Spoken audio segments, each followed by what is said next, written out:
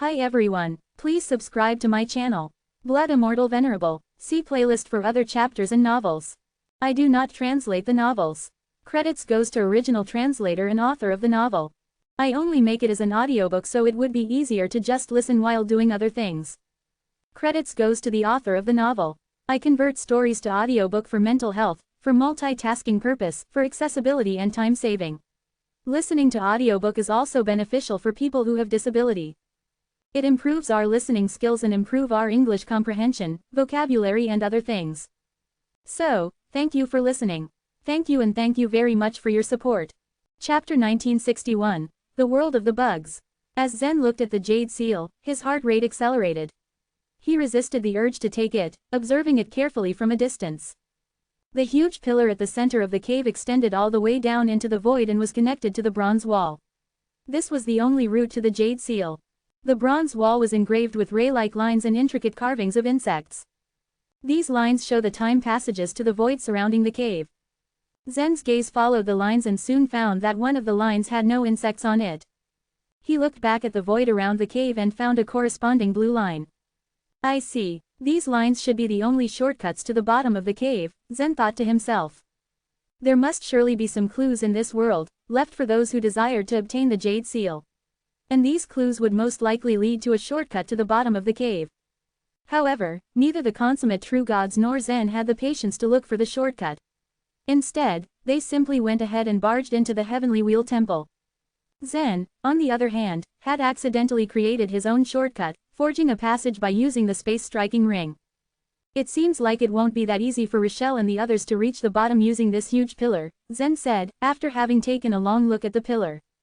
Just as Zen had guessed, a large group of consummate true gods had affixed the heavenly wheel snake to the pillar.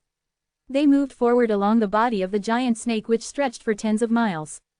One of them was accidentally swept off the pillar by the giant snake's tail and fell onto light. He was then cut to pieces and consumed by the black insects. As they advanced along the pillar, they encountered attacks again and again.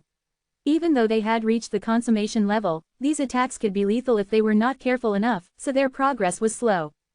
After much consideration, Zen was sure the path he had taken was the only true path to the jade seal, so there shouldn't be any other hidden dangers along the way. He then carefully approached the jade seal and extended his hand towards it. Sitting behind Zen, Nellie stared at his back, her eyes glazed over, as if in a daze. She had, up to now, maintained the belief that her position and character entitled her to take this jade seal herself. Yet, the events that had taken place during the quest for the seal had made her start doubting if her value was sufficient to allow her to possess it. In particular, the recent actions of her sister, Rochelle, had confused her greatly. As an especially talented member of the Mew clan, Rochelle worked hard for her clan. She would stop at nothing to achieve her goal. Even if she had to sacrifice her own sister, Nellie, she wouldn't hesitate. If everything went well, however, Nellie would end up like Rochelle. In her clan on the floating island, she was taught by the most powerful true gods, and she had come to stand out among her peers. And there were strict rules for her to follow, concerning what she could say or do. She would become a consummate true god one day, earn a massive number of points and raise her clan to a higher level. Her sister had taken this path. Did she have to take it, too? Suddenly, a feeling of awareness came over her. It was like a light illuminating a dark room. She realized, in that moment, that all this was meaningless. The whole thing was so pointlessly repetitive.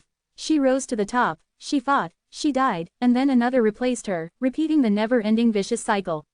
What was the point of being a cog in a machine? All the aspirations she had had and all the things she thought she had believed in collapsed like a house of playing cards. She felt a great sense of relief. Her mind became as calm as a still ocean. Despite the uncertainty and danger facing her, she was more at ease now than she had been for years. Seeing Zen slowly approaching the jade seal, she reminded him, "Be careful." Hearing her words, Zen nodded. The moment his finger touched the jade seal, he pulled it back with a gasp, as if he had got an electric shock. "What's wrong?" Nellie asked, her nervousness mounting once again. Zen stared at the jade seal in a daze. His face had turned deathly pale. He was so nervous that he began hyperventilating. After what seemed like a long while, he said, "It's so strange. This jade seal." There was something else. The moment he had touched the jade seal, a huge swarm of bugs appeared before his eyes. He had never seen such an overwhelming number of them.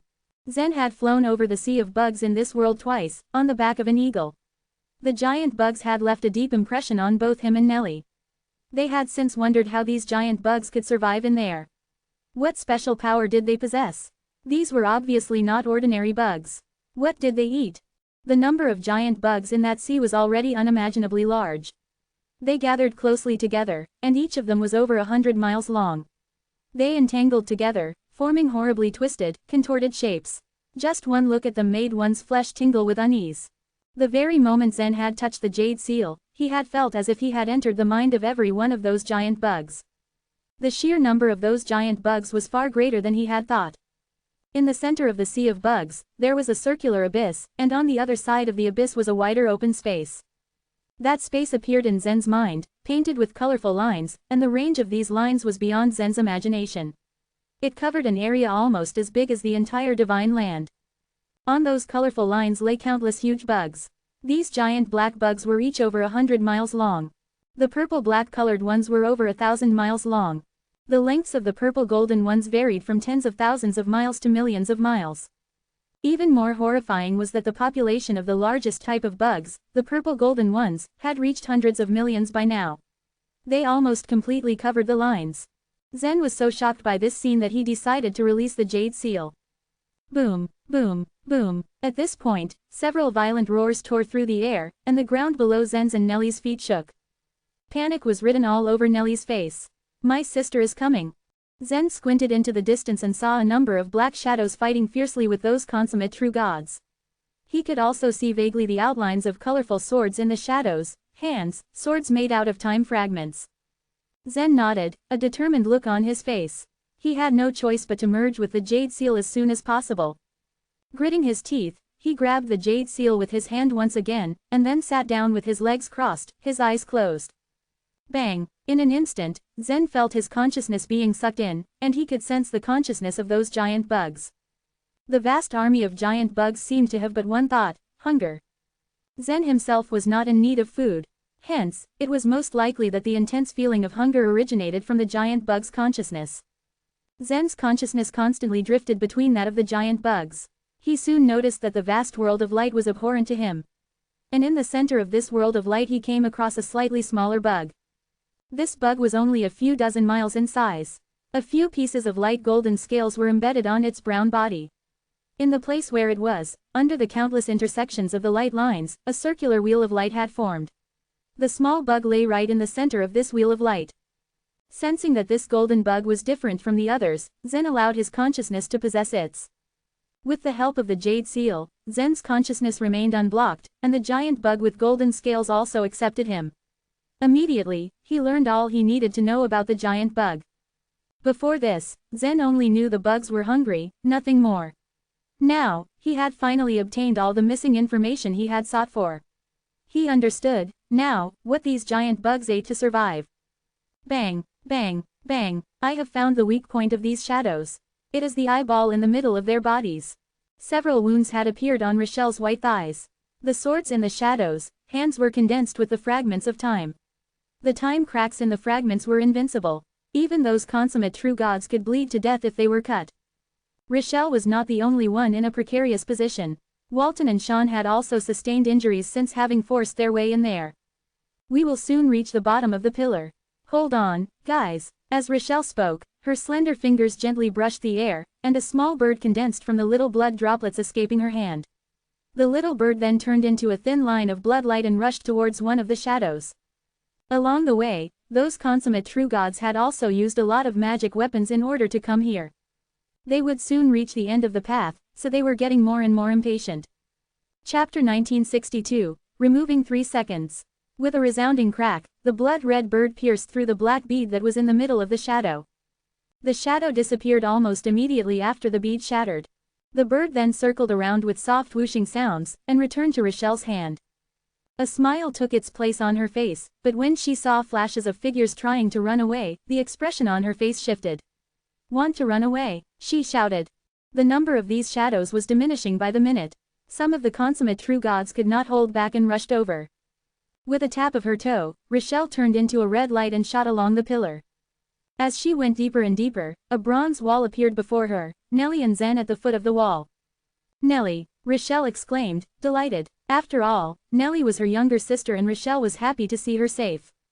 But as her gaze shifted to Zen, she noticed the jade seal in Zen's hand and was startled. The jade seal. Zen sat upright on the ground, his eyes closed. It was obvious that he was refining the jade seal.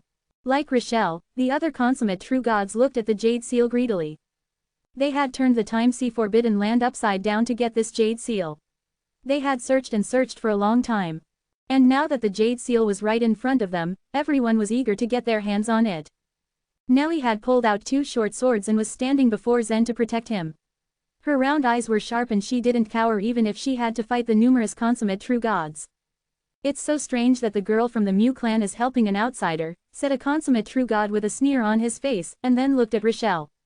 Rochelle's face darkened. Her sister had been behaving unnaturally ever since she had come in contact with Zen. Rochelle didn't know what had happened to Nellie, and now that the latter was standing in front of Zen, it made her feel even stranger about her. "What do you want?" Rochelle shouted at Nellie. Nellie pulled one short sword forward and held the other behind her, like a mantis ready to attack. The swordsmanship, the martial arts, and the godly ways she had cultivated were all arts she had learned from Rochelle.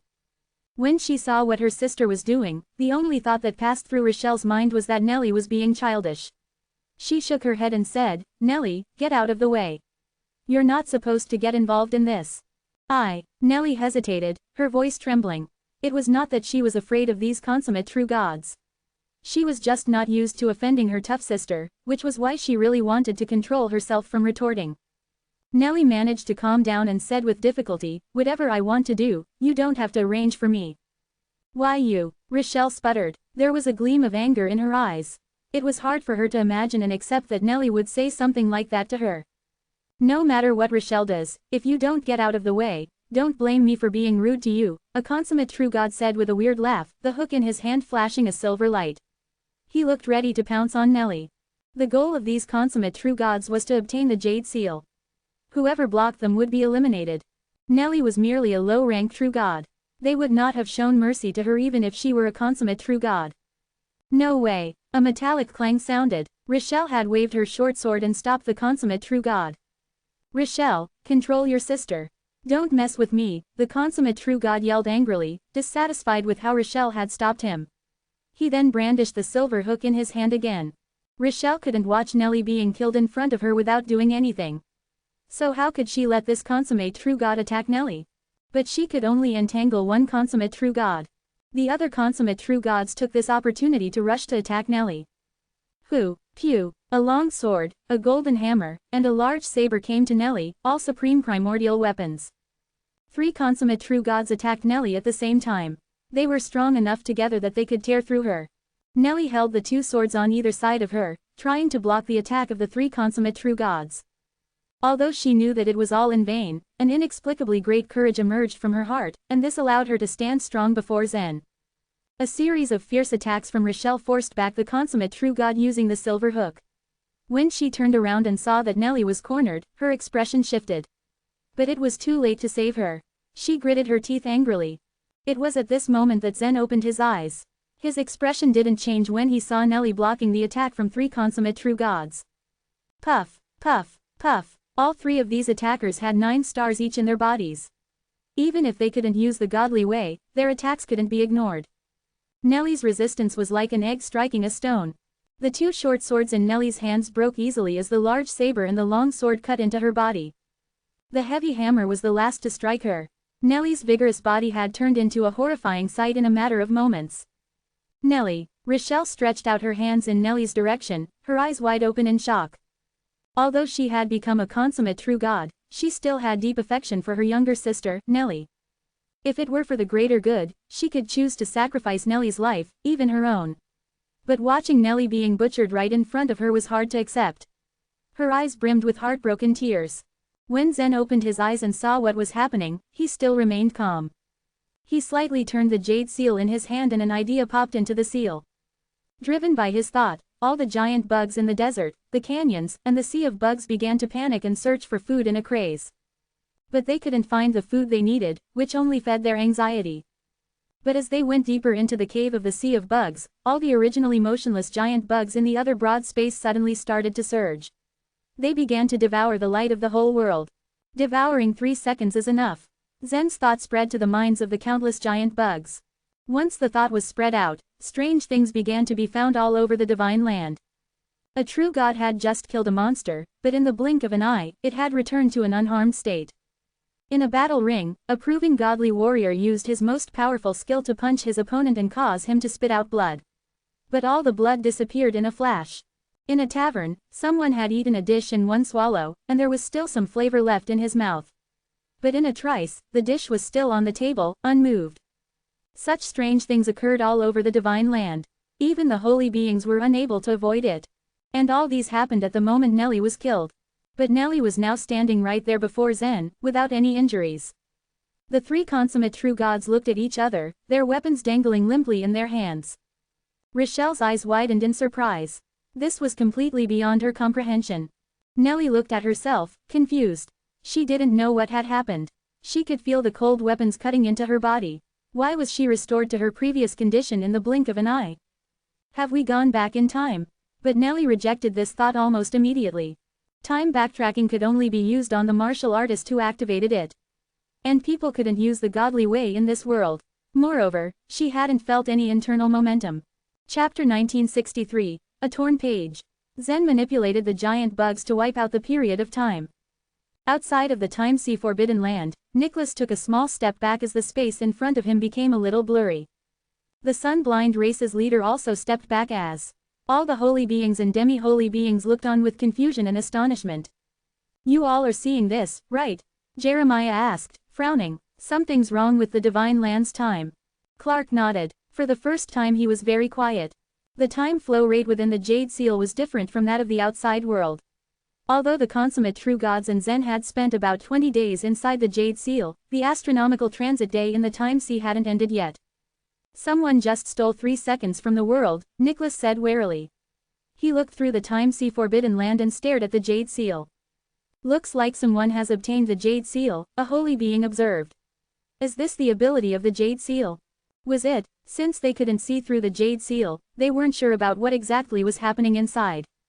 They only hoped that everything would be revealed soon. Meanwhile, at the bottom of the cave, Zen stood as still as a statue. His usually calm expression was replaced with the tiniest hint of surprise. Through the Jade Seal, he felt like he had acquired a new definition of time and a greater understanding of it. If the time of the divine land could be described as a book, then every 3 seconds would be a page that was continuously turned by an invisible hand. Page by page, second by second, minute by minute, day by day, month by month, year by year, age by age. Time was a big old book. And the giant bugs were moths eating at the pages. Judging from time, each page was a complete but static divine land. Just now, following Zen's order, the huge bugs had devoured a separated static divine land. Like silkworms polishing off a leaf, they had wolfed down the page where Nelly died in the blink of an eye. The page contained how Nelly would die, torn into pieces by the consummate true god's weapons. If Zen hadn't ripped the page off and the whole thing had come into existence, then Nelly would have already been dead. What did you do? Rochelle marched towards Zen with an accusing finger. She realized that the weird thing happening in front of them must have something to do with the Jade Seal. But Rochelle was not a holy being. Holy beings had a sharper sense of time, as after their universes were established, the different time flow rate in the universes became a point of reference. Meaning that while Zen only had the giant bugs steal 3 seconds from the divine land, the holy beings had noticed a period of time disappear. On the other hand, Rochelle and the other consummate true gods weren't able to feel the subtle change in time.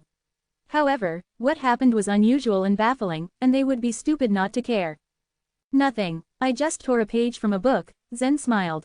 Rochelle scowled. What are you talking about? Meanwhile, the consummate true gods wanted to attack again. Stop playing tricks. Don't think I can't kill you. It's just the ability of the Jade Seal. Kill him and take it from him. Zen clenched his hand tighter around the Jade Seal. Before I forget, this Jade Seal grants its user control over space and time here. Still think you can kill me? That said, Zen grabbed Nelly's collar and gently pulled her backwards.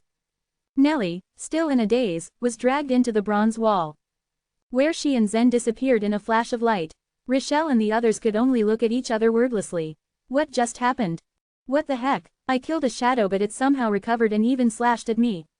Walton spat angrily as he stalked over to them with his machete, his chest marred with a deep bloody gash. Seeing the puzzled expressions on the faces of Rochelle and the rest, Walton became even more puzzled.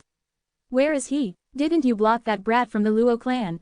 Whoosh, whoosh, whoosh. Zen and Nellie reappeared outside the Heavenly Wheel Temple. He adjusted his hold on Nellie as they floated high in the air and looked at the world below. This world inside the Jade Seal could be considered as an independent world. It was different from the universes. The universes were built by the holy beings with their great efforts and understanding. They were attached to the divine land so the godly ways could be used in them. But they couldn't be employed here. This world was independent with the entrance right in the center of the Sea of Bugs. When Nellie came back to her senses, she found herself 10,000 feet above the ground. The Heavenly Wheel Temple below had turned into a small dot, and out of fear, she twisted her waist and tried to slide down. Realizing her mistake, she instinctively reached out and grabbed Zen's hand. Zen adjusted his hold on her and looked down to find the Aboriginals still kneeling on the ground. The Aboriginals knew that they had offended the Heavenly Wheel Snake and were afraid of its fury. If it released the Heavenly Wheel Bugs in the Sea of Bugs, the Eagle race, the Swallow race, and the Rock race would all be in grave danger. However, they had no choice but to kneel on the ground and pray for the forgiveness of the Heavenly Wheel Snake. Those outsiders, after all, were not their allies. Let's get down, Zen said flatly.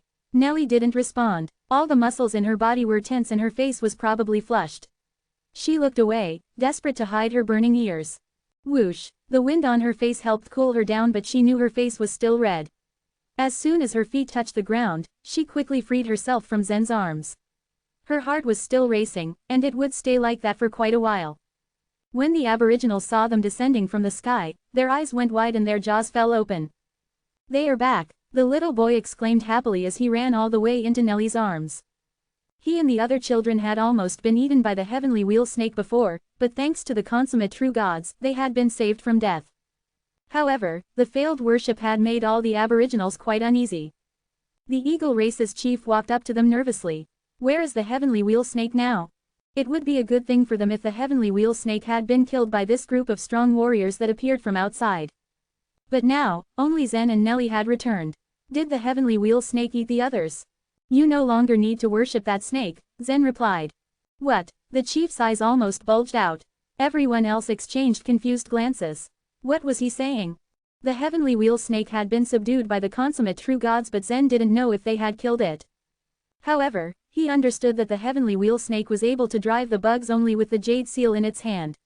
In other words, the Heavenly Wheel Snake had been guarding the Jade Seal in this temple. Now that the Jade Seal belonged to Zen, the existence of the Heavenly Wheel Snake had lost its meaning, so there was no need for them to worship the snake anymore. I still can't understand what you mean, the chief said hesitantly. Zen grinned. You can think of that snake as dead. Chapter 1964, Sneak Attack. What, as the Heavenly Wheel Snake, dead? Oh my goodness. The members of the Eagle, the Rock, and Swallow races were all shocked hearing Zen's words. The snake that had threatened them for so long was finally gone.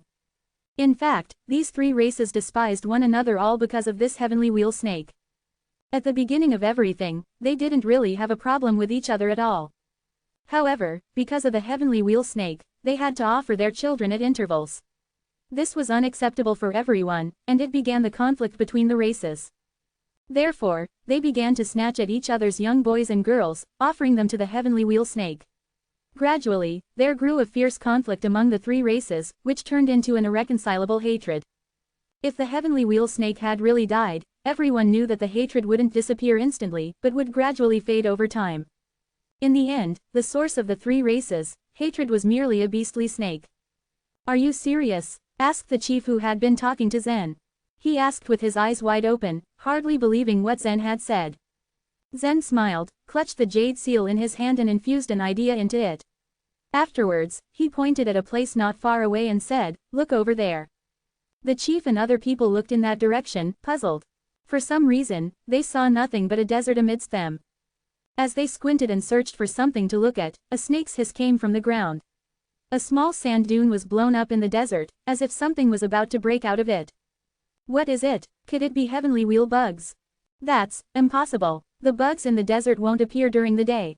The group murmured as they stared at the small sand dune.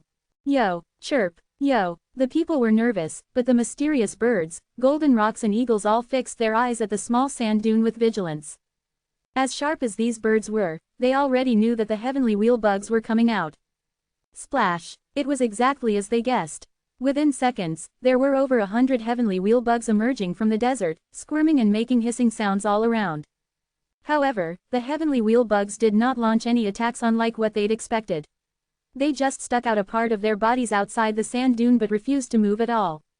At the sight of this, the chief widened his eyes and stared at those heavenly wheel bugs. He then asked, "So you have controlled those bugs?" "Yes," responded Zen, "I have controlled all the heavenly wheel bugs in the desert and the sea of bugs." He then pointed to the bugs, and the bugs immediately retreated back to the ground. Then he said, "In the future, you won't need to offer your children. If you want to offer sacrifices, offer them to me." Everyone exchanged glances and held back their gasps. The chief and all the people were shocked. However, shock turned into excitement as they all roared, "Bravo!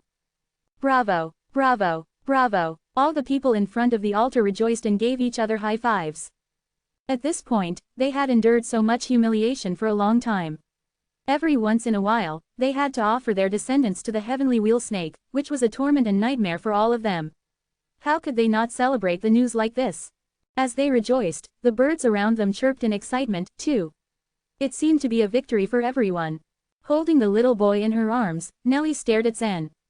Before they went to the heavenly wheel temple, she once asked Zen how to save these children. Zen had just told her to take it easy and see what would happen.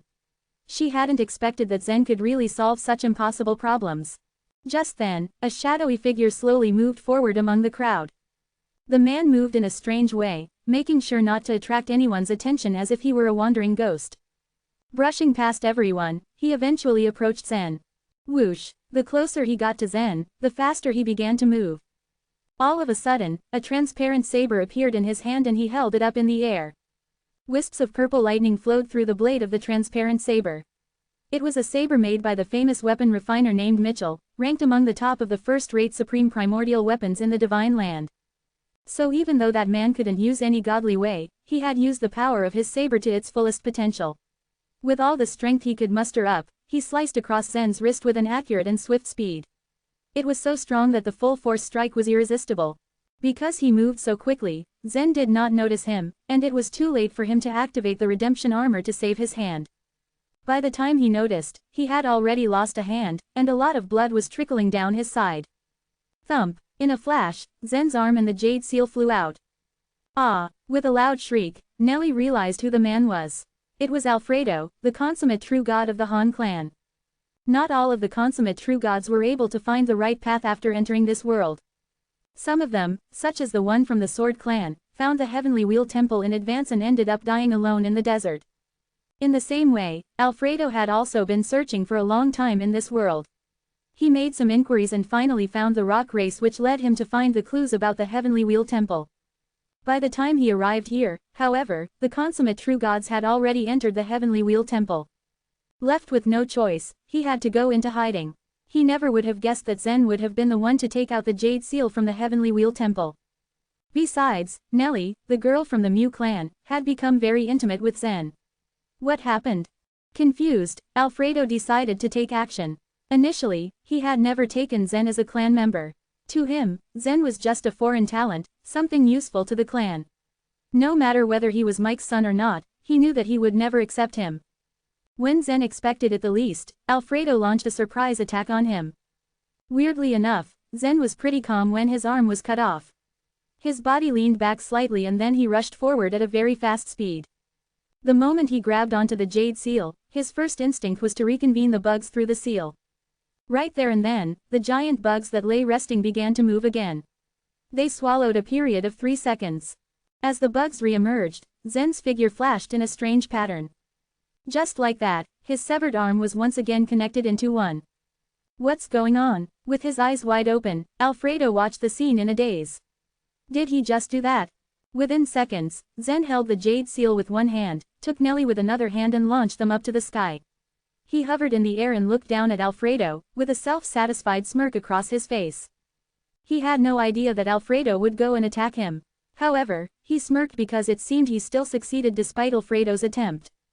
Zen did not have much time to study the jade seal, and he was not sure if he would become its owner. Also, if Alfredo took the jade seal, Zen would lose absolutely everything. On the other hand, Alfredo didn't expect that Zen would be able to retaliate so quickly. His expression changed several times before he said, "Thad, as a member of my clan, you must give me the jade seal after you get it." Upon hearing this, Zen sneered and said coldly, "If you thought I would just hand it to you, you wouldn't have had to attack me." He chuckled and continued, "Why do you speak such nonsense?" Narrowing his eyes, Alfredo added, "Give me the jade seal. Give it to me and I'll protect you from the Mu clan's attack." But before he could finish his words, Nelly interrupted with a hissing tone, "You are stupid, but I didn't think you'd be this stupid. What a dumb excuse coming from you." Both Zen and Nelly choked Alfredo off, and Alfredo was rendered speechless. His eyes were twitching constantly, and he began to regret the course of actions that he just took. But as he pondered, Zen had already flown away. He knew that he didn't want to waste his time on consummate true gods. Heck, he had more important things to do besides getting the jade seal. Chapter 1965, The Spear of Time. At the edge of this space, a wide waterfall hung like a curtain of light on the cliff, splashing downwards. There was an emerald-green jungle around it, forming a natural semicircle at the edge of the cliff. The whole scene looked pleasant. Zen had found this place under Nelly's guidance. Some time ago, Nelly had borrowed a royal eagle from the eagle race, and she had flown high in the sky and traveled many places. On the edge of this cliff, an ancient cypress tree stood tall and majestic. Nelly sat on the tree trunk, her snow-colored slender legs exposed now that she had taken off her shoes. She gently pushed her legs forward and immersed them into the waterfall. Her feet looked like they were coated with a layer of pearls as countless crystal-clear water drops came in contact with them. She stared blankly at Zen, who was sitting cross-legged on the tree trunk. For a moment, she thought that it probably was not a bad thing if they had to stay like this all the time. There was no dispute in this small world. The intrigues and conflicts among the powerful clans on the floating islands were beyond her reach here. She felt relaxed when she unloaded her self-defense. She hoped this moment could last forever. Once they left the world within the jade seal, they would have to face endless trouble. Zen took out a piece of his soul and put it into the jade seal. He didn't know what was going through Nelly's mind. He needed to prepare for everything. Once he left the world within the jade seal, he would return to the Time-Sea Forbidden Land. And once he left the Time-Sea Forbidden Land, he would have to face a bunch of holy beings, some of whom were his enemies. And now that his identity had been revealed, he had to consider how he would escape from the holy beings. He had previously been in a hurry to control the jade seal and did not have the time to explore it carefully. The gigantic bugs crawling on the light could devour 3 to 9 seconds. It was indeed a special ability. But on second thought, it was not a very strong one. Currently, this ability could only prevent him from being harmed in a short period of time. Under his full strength, the bugs could devour 9 seconds. And in these 9 seconds, all the damage he suffered would be ineffectual. This applied to others as well. They would not be harmed in these 9 seconds too. If the top-ranked true gods or consummate true gods kept attacking him for longer than 9 seconds, they could kill him. In other words, even though he had torn 3 pages off the Book of Time, he would still be killed on the 4th page, and he couldn't escape death. The jade seal could control such a huge sea of bugs, so its effect should be more than that. Zen closed his eyes and sank into meditation. His soul was exploring the jade seal. Previously, when Zen had put his soul into the jade seal, his soul had quickly spread out and connected with the bugs. This time, Zen tried to understand the inside of the jade seal. He soon found that there seemed to be a light film in the middle of the jade seal. Charge over. Urged by his thought, the wisp of his soul dashed towards the light film. Boom. However, after a series of collisions, this soul attack was easily blocked. Zen thought for a while and then changed his tactics. His soul continuously intertwined and turned into a sharp awl, shooting towards the light film again. This time, the light film was instantly torn open with a resounding crack. Once he had opened this layer of light, Zen found 3 bright dots of light on one side of the light film, each of which contained a special symbol. The jade seal was very small, and the symbols were even smaller, each as tiny as a dust particle. Zen had obtained a new sense after infusing his soul into the light dots and absorbing them. So the black spears are called the spears of time, he thought to himself. A curtain of light suddenly appeared around the heavenly wheel temple in the middle of the desert, revealing all the black spears on it. As Zen's thought went on, all the black spears stood up, their tips pointing upwards. The light curtain looked like a huge round hedgehog. Without the ability to track Zen, Alfredo could only continue exploring the surroundings of the Heavenly Wheel Temple. But he was unable to enter the temple, no matter what he did. As he walked around the altar, he was startled at the sudden appearance of the light curtain and the behavior of the black spears. He had heard of the power of these black spears when he was in the rock race. Unable to learn the language of the rock race since he had been short on time, Alfredo had fretted and found the seriously wounded Troy. Among all the consummate true gods, Troy's power was truly unfathomable. Even Rochelle was afraid of him. Alfredo hadn't expected Troy to be so seriously injured in this world and had been shocked. He saw that the skin and flesh in Troy's breast had already rotted. It appeared as if the wound had been corroded for years together and looked difficult to repair. He asked Troy about his wound and came to know that he had been injured by some powerful black spear. But he hadn't seen the black spears anywhere after arriving at the Heavenly Wheel Temple. That was because the Heavenly Wheel Snake had already left, and the light curtain was concealed. He hadn't expected so many black spears to appear all of a sudden. The corners of Zen's mouth curled and he turned his head once again. Then one of the black spears began to adjust its angle. Alfredo, on the other hand, was still a little puzzled. He frowned as his eyes wandered to the black spear. He barely had time to react as the black spear shot towards him. Swoosh! What the heck? Alfredo dodged the black spear, shocked, as it came flying towards him. The black spear almost clung to his body before flying away. A touch of dust was left on his brocade robe.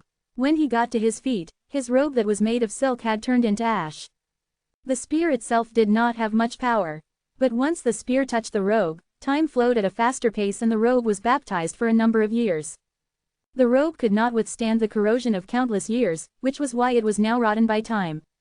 The black spear finally hit a wall, leaving it covered in cracks and then turning into dust. Everything turned into dust due to the power of time. At this, a cold shiver ran down Alfredo's spine. In theory, the lifespan of a true god was unlimited. This was because their body would not become decadent with the passage of time. In other words, the metabolism of a true god's body was enough to offset the passage of time. All these factors combined to a balance, and a true god could live forever. However, anyone who experienced such fast speed for an endless time would not be able to withstand it. No wonder Troy was badly hurt after being hit by a black spear. It seemed that the power of the spear was limited in a small range. If it weren't for this, even Troy wouldn't have been able to endure it and would have already died. While Alfredo was deep in thought, another black spear rotated above the curtain of light and aimed at him. What the heck? He then ran away from the desert. On the other side of the world, Zen smiled smugly. It was not a difficult task for him to kill Alfredo, but it was meaningless. Moreover, he could only count on these consummate true gods to leave the time sea. Chapter 1966, We Are Leaving. After Zen had fused with the symbols in the Jade Seal, his control over the space and time in the Jade Seal had been elevated to the next level, which was almost the same as he controlled his inner world. Just then, a dark red light film deep inside the Jade Seal caught his eye. On the surface of the light film was a pattern of a small black scorpion, and he could see a light dot that floated inside its see-through exterior. He then tried to break through the light film with his soul a few times but to no avail. In the end, he had to give up.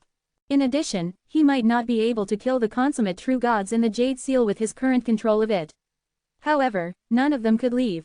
Those consummate true gods were important, as they were his bargaining chips to safely leave the time sea. With that thought in mind, he glanced at Nellie, who sat on the tree trunk. His eyes traveled to her fair and slender legs, and he felt a bit restless. Nellie sensed his gaze on her. Her lips curved into a smile as she stretched her hand and gently pressed on the tree trunk. She took her shoes and jumped, landing barefoot on the platform where Zen was. At that moment, she splashed brilliant water drops at him. When Zen saw the water drops in front of him, he thought about stopping them, and all the water drops paused in midair. Then, the drops converged into a spiral formation and turned into a small water knife in his hand. Nellie slightly raised a fine brow. Such an ability could only be used in one's inner world. From the looks of it, it seemed that Zen had great control over the space and time within the Jade Seal. She couldn't help but be amazed. We're leaving, Zen said. Although the time flow rate in the world they were in was much faster than that in the Divine Land, the astronomical transit day would be over if they stayed there for too long. If the astronomical transit day was over, then the time sea Forbidden Land would be closed and would not be opened until the next astronomical transit day, which was in the next 8 years. Nellie felt slightly frustrated at Zen's words and stayed silent for a while. How she wished that she could stay where she was now with Zen forever. A few moments later, she took her shoes and walked to him barefoot. She wasn't that tall, but her small body was full of strong energy. Her sincere eyes looked up at him and she said, "I want to ask you again. Is there really no way to resolve the hatred between the Mu clan and the Luo clan?"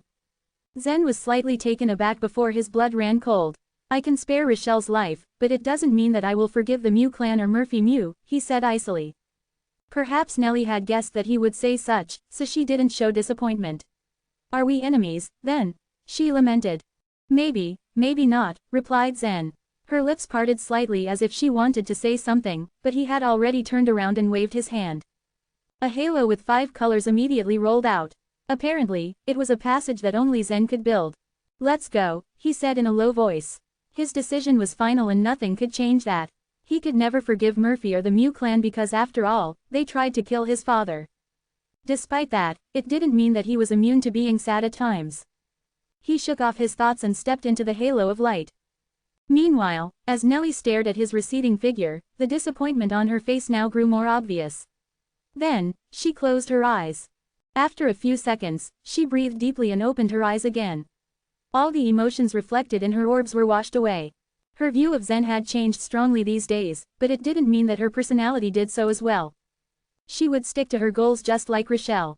She would even sacrifice anything just to achieve them if it came to that. "Will there always be hatred?" she whispered with a pout. Her eyes, which were full of vitality, turned dark, and she immediately jumped into the halo. The path of space and time pulled Zen's and Nellie's bodies along with it, their limbs sliding gracefully along the light. Not long after, Zen discovered a black insect crawling on a ray of light. The insect crossed a few rays of light and rushed straight towards him. With a slight move of his mind, the black insect stopped and moved in the opposite direction. Zen could also control the insects in this path of space and time. Crack, he felt his body be stretched back to normal, before he finally appeared in the valley. In the center of the valley quietly stood the goddess who looked very much like Yan. It was no secret that the goddess statue had been destroyed because of the battle between the consummate true gods and the time elk. Outside the time sea forbidden land, the area was eerily silent as the holy beings all watched the small jade seal attentively. They had previously felt the wave after time had been devoured, and realized that someone had taken complete control of the jade seal. There was a slight tension in the air. All of them racked their brains in attempts to find out who had controlled the jade seal and think of ways on how to deal with the situation. At that point, the light waved and all the holy beings stared harder at the jade seal. It was time to announce the result. All of the holy beings were stunned when they saw Zen appear in the halo of light. At the same time, they were confused. How could it be him? Samuel said, dumbfounded. He was truly shocked but also utterly doubtful. He even suspected that he might just be seeing things. While Joy couldn't believe what she saw either, she was also excited and overjoyed. What about those consummate true gods? He's the first one to come out. Unbelievable. The first person to come out doesn't necessarily have the jade seal in hand. You're right, how could a mere low-rank true god compete with those consummate true gods? Now, the holy beings didn't know what happened in the jade seal. Besides, leaving it alone first didn't mean that one had truly obtained it. While the holy beings were still busy scrutinizing the halo, Nellie climbed out of it as well. After Zen had left the world within the jade seal in his hand turned into an illusionary ball of light. He uttered a summon, then the jade seal on the ground swayed slightly and flew towards his palm. Finally, the two merged together into one. He slightly shook the jade seal, and its bottom layer disappeared. It turned into a small black snake pattern and floated on his palm. Needless to say, everyone's jaw fell to the ground. All the holy beings outside the time sea forbidden land fell into silence. On one hand, Nicholas's face lit up as he stared at Zen. "It's impossible," said a holy being with his mouth agape. Generally speaking, holy beings were supposed to be calm no matter what situation. This time, however, was different. "Ha ha ha," Clark laughed boisterously. "Congratulations. Your Han clan has so many talents. This guy is really promising. But it seems that you are very happy to give him to the Dongfang clan." "Nicholas, congratulations." Samuel's lips twitched into a snarl at his words. No one had ever thought that just when a group of consummate true gods tried so hard to win the jade seal, it eventually fell into the hands of a low-rank true god. It was really unexpected. However, Samuel suddenly had an idea which he thought was brilliant. It was known that Zen's identity was a troublesome matter. Regardless of whether he could get the Jade Seal or not, there was no way he could stay in the Han clan. Then again, Samuel was reluctant to give the Jade Seal to Nicholas. Thad Luo is indeed promising, but his identity is unclear. If he is really Mike's son, let's see how Nicholas is going to deal with him. But, he obtained the Jade Seal when he was still a member of our Han clan. I guess it should still belong to our clan, Samuel said calmly. As he spoke, he looked at the leader of the Sun-Blind race, who stood not too far away. It looked like what he said was meant for Nicholas, but in fact, he was speaking to the leader of the Sun-Blind race. Now everyone wanted to get the Jade Seal, but the holy beings couldn't fight for it right then and there. Chapter 1967, Sprint for the Exit. Stirring up any trouble on the island of the Sun-Blind race was not, by any means, a wise decision for anyone, including the holy beings. The head of the Sun-Blind race wore a mask, hiding her expression, but her voice remained calm. The Sun-Blind race holds the Astronomical Transit Day celebration, and all the young warriors we invited are our friends. Obtaining a chance in the Time-Sea Forbidden Land highly depends on one's own luck and ability. Now that the young man has obtained the Jade Seal, he can give it to whomever he wants to. Hearing that, Nicholas chuckled and said, "That would be great. Samuel, I'm afraid you'll have to give up this time." Samuel's face darkened at that. Humph. If it were Alfredo who succeeded in acquiring the Jade Seal, Nicholas would be too shameful to say something like that, he cursed inwardly. But Zen's identity was such a sensitive matter that Samuel couldn't come up with an idea for a retort. The Jade Seal should have belonged to the Han clan, but Samuel could only watch helplessly as it was about to be handed to the Dongfang clan. It was no wonder that Samuel was frustrated, in spite of him being a holy being, someone supposed to be always calm and composed. Still, he managed to recover in the blink of an eye.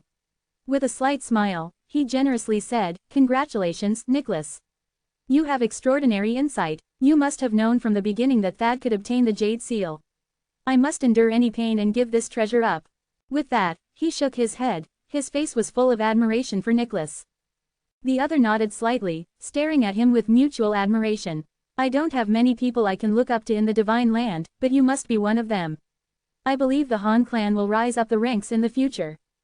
Now, with Zen's help, the floating island of the Han clan had gone up a higher level. Even if the Han clan continued climbing up, it was impossible to defeat the Dongfang clan. But the rise of the Han clan meant the inevitable decline of the other clans. It was rather interesting to think about what Nicholas meant by what he said. Hearing this, Jeremiah, the holy being of the Leng clan, remained silent as a look of disdain surfaced on his expression. Below the holy beings stood the true gods, who had already left the Time-Sea Forbidden Land. Although they couldn't sense the scene in the Time-Sea Forbidden Land, they could clearly hear the holy beings' discussion. Soren, Reginald, and the other top-ranked true gods were all shocked upon hearing the holy beings. Thad Luo has obtained the Jade Seal. He is indeed in the halo of light, but many consummate true gods have entered it as well. Isn't that guy too lucky? How could he have gotten the Jade Seal before so many consummate true gods? He'll be killed if he shows up. In the eyes of the true gods, a consummate true god was simply impossible to overcome. But they didn't know that the space and time within the Jade Seal had blocked all of the internal momentum of the Divine Land. The strength of a consummate true god had been reduced to less than 1% of their peak. All they could do was fight hard with their brute strength. Zen's brute strength was not an absolute disadvantage in the face of a consummate true god. Laquisha, he actually made it. Surprise was written all over Elena's pretty face. Even Kelsey was shocked by it. This guy, how lucky he is. Though she had already known of Zen's extraordinary strength in the Heavenly Han House, she thought that he was only outstanding when compared to those grassroots. Never did she think that Zen could really compare with the warriors from the wealthy clans on the floating islands.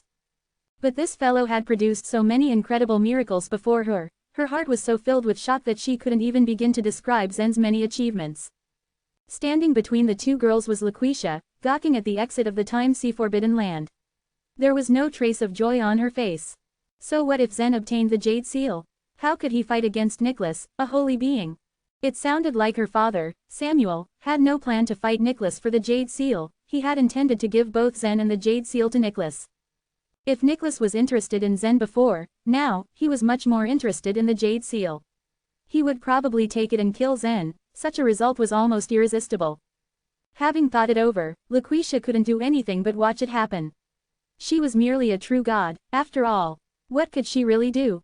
But she didn't stop praying in her heart. Zen was the son of Miracle, and she was hoping he could somehow perform another miracle for her. Meanwhile, in the Forbidden Land, Zen took Nellie and went back the way they came. They faced no obstructions along the way. The time ghosts should have been lured away by the true gods who returned ahead of time. It seemed that the road to the Divine Time Temple was completely empty. In this section of the road, Zen slowed his pace. His mind was running thoughts about various possibilities after he left the Time Sea Forbidden Land. Behind him, Nellie said nothing and quietly followed after him. Soon after they passed the Divine Time Temple, Zen saw pieces of gold scattered on the ground. They were the pieces of gold left after the time ghosts cut up the golden beast statue. Previously, to lure the time ghosts away, Zen had no chance to take the pieces of gold back. At this moment, all he focused on was collecting all the pieces of gold until they melted into the golden beast statue once again. Though Zen had sent the golden beast statue to Master Evil to serve as his body, it wasn't the right time to consider the insignificant parts. Soon after taking the statue, he walked forward until he finally encountered a group of time ghosts. Halting in his steps, he whispered to Nellie, "We will use the old way. I'll use the statue to lead the time ghosts away and you must follow up." But Nellie thought nothing of them at all. "Are you nervous?" she asked him. "Why should I be nervous?" Zen looked at her curiously. "You will face those holy beings soon." But Zen merely shrugged his shoulders in response. The golden beast statue turned into a golden light that shot right at the time ghosts. When they grew restless and started following the golden beast statue, Zen shouted coldly, "Run!" Whoosh, whoosh, the two dashed to the exit. After the statue led the time ghosts away, no more obstacles stood in their way. They took the chance to quickly move forward. But much to their surprise, a large group of time ghosts suddenly appeared before them once again just as they had rushed out a significant distance. "What should we do?" Nellie asked in urgency. Not far behind Zen, she also saw the group of time ghosts trying to stop them. The statue had already attracted a group of them. If the first group turned against them again, they'd be surrounded. But if they didn't lead the time ghosts ahead of them away, they wouldn't be able to get to the exit at all. "Charge!" Zen remained calm. With that, Nellie realized that he had a special ability with the help of the Jade Seal. She couldn't figure out how he made it. It seemed as though no matter how seriously injured he was, he could recover in an instant. But no matter what the situation was, she trusted him wholeheartedly. Swoosh, swoosh, swoosh. When they approached the time ghosts, the large group began circling crazily like a group of headless flies before rushing towards Zen and Nellie. Meanwhile, the holy beings outside the Time Sea Forbidden Land also craned their necks to catch the scene. They were also aware that the ability of the Jade Seal seemed to have been able to devour a period of time. But their curiosity lingered because they hadn't actually seen Zen display such an ability in person. As the densely packed group of time ghosts pounced, a sudden thought flashed in Zen's mind. Swallow the time of 9 seconds. The giant bugs lying on the beams of light began to wiggle, swallowing up all the 9 seconds. With this thought, Zen tore up another 3 pages of the Book of Time. Under the gaze of the holy beings, Zen and Nellie were already caught by the time ghosts. They were dragged into the time cracks and the two were cut into pieces. But after a sudden flash of their figures, they were able to pass through the crowd of time ghosts and swiftly move forward. The time ghosts even seemed to be in a daze. It wasn't after a moment that they got their senses back and chased after Zen and Nellie in a frenzy. Chapter 1968. Facing the Holy Beings. Zen's activation of the Jade Seal's ability made Nicholas frown. There was a look of helplessness in his eyes, and his figure once again turned into a shadow to prevent himself from getting devoured by time. It's really true. This brat has erased a period of time. This is the ability of the Jade Seal. I was able to sense it just now. There is a 9-second difference between my universe and the Divine Land. Has the Jade Seal reached its limit? It's already so intimidating. The flow of time in the universe was way faster than in the Divine Land, but it was still easy to calculate just how much time was devoured. Knowing such things was easy for holy beings. These holy beings all gazed at Zen with passion burning in their eyes. Despite the awesome effects in Zen's hands, the Jade Seal had yet to reveal its true power. At the hands of a holy being, its true potential could be further unfolded. In 9 seconds, the wielder of the Jade Seal would be invincible. A holy being who could obtain it would no doubt be able to do many glorious things. It was the kind of treasure that grew more powerful depending on its wielder. Moreover, this was not the Jade Seal's limit. There was unwillingness deep within Samuel's heart as he looked at the jade seal longingly. It was such a supreme treasure of belief that there was no way he would be willing to give it to Nicholas. Unfortunately, he had no choice but to endure since he couldn't hold a candle to Nicholas. Meanwhile, Zen and Nellie were both getting chased by countless time ghosts. They ran at full speed for about half a minute before finally emerging out of the time-sea Forbidden Land's main road and walking towards the road created by the water-luminous star. Buzz, buzz, buzz. The time ghosts did not rush into the road and merely circled around the entrance. Both warriors did not pay their pursuers any mind and continued to run, not stopping until they found a safe place. After circling around for a while, the time ghosts eventually dispersed. Noticing this, Zen carefully made his way back and found the golden beast statue that had been cut into pieces by the creatures. He picked the pieces up and merged them into one piece before going back towards the exit. The two of them walked towards the exit of the water-luminous star. Breathing deeply, Nellie took a good long look at Zen. Good luck. She then walked forward and headed towards the exit. The moment she left the time-sea Forbidden Land, Nellie immediately felt the aura of multiple holy beings being exerted on her body. Fortunately, since she was the daughter of a holy being, she was used to the presence and remained calm. With her head held high, Nellie managed to walk towards the place where the true gods of the Mew clan gathered. Hey, Nellie, why didn't Rochelle come out with you? Why did you leave the jade seal with Thad? Clark asked since he was the most anxious one out of everyone present. Nellie looked at Clark and answered him truthfully, Thad willingly let me go. What do you mean by that? Fire burned in Clark's eyes as if he could see right through her. Any other ordinary true god would have faltered under his gaze, but Nellie was different. Instead of panicking, she smiled at Clark. Since Thad controls the jade seal, that means he also controls everyone's life. It's not up to me if I live or die. As for why he let go of me, maybe he did so because I'm pretty. I can't be too sure. Her words had a bit of a joking tone, but they signaled something much more serious about the situation. Based on what she had just said, Nellie just told all holy beings present that the lives of all the consummate true gods in the jade seal were now under Zen's control. Because of this, the holy beings would now surely hold back for the sake of their clans, consummate true gods.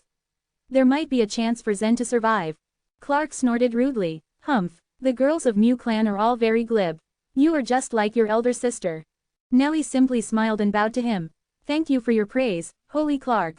With that, Nellie then joined the true gods of the Mew clan. When she turned, she trained her eyes onto the exit. The water-luminous star in the center of the 9 towers rippled with waves before Zen also came out of the passageway. All eyes were immediately on him. The true gods were neutral, but the holy beings radiated formidable power in their gazes. Had it been in the universe, then a mountain range, stretching for thousands and thousands of miles, would have already crumbled, the stars in the sky would have already shattered, and an ordinary low-rank true god would have been beaten to a bloody pulp under the stare of these holy beings. When such great force was thrown at Zen, his body immediately felt sluggish. Fortunately, his strength was on par with a consummate true god and he was still protected by his redemption armor. The powerful gazes of the holy beings did not do as much harm to him as they would have normally done. The 9 divine stars in his inner world revolved slightly and he was able to advance for a few steps against the pressure. Hey, where is Walton? Release him. Otherwise, I will kill you, extract your soul, and burn it with fire. Clark declared with a dark look at Zen.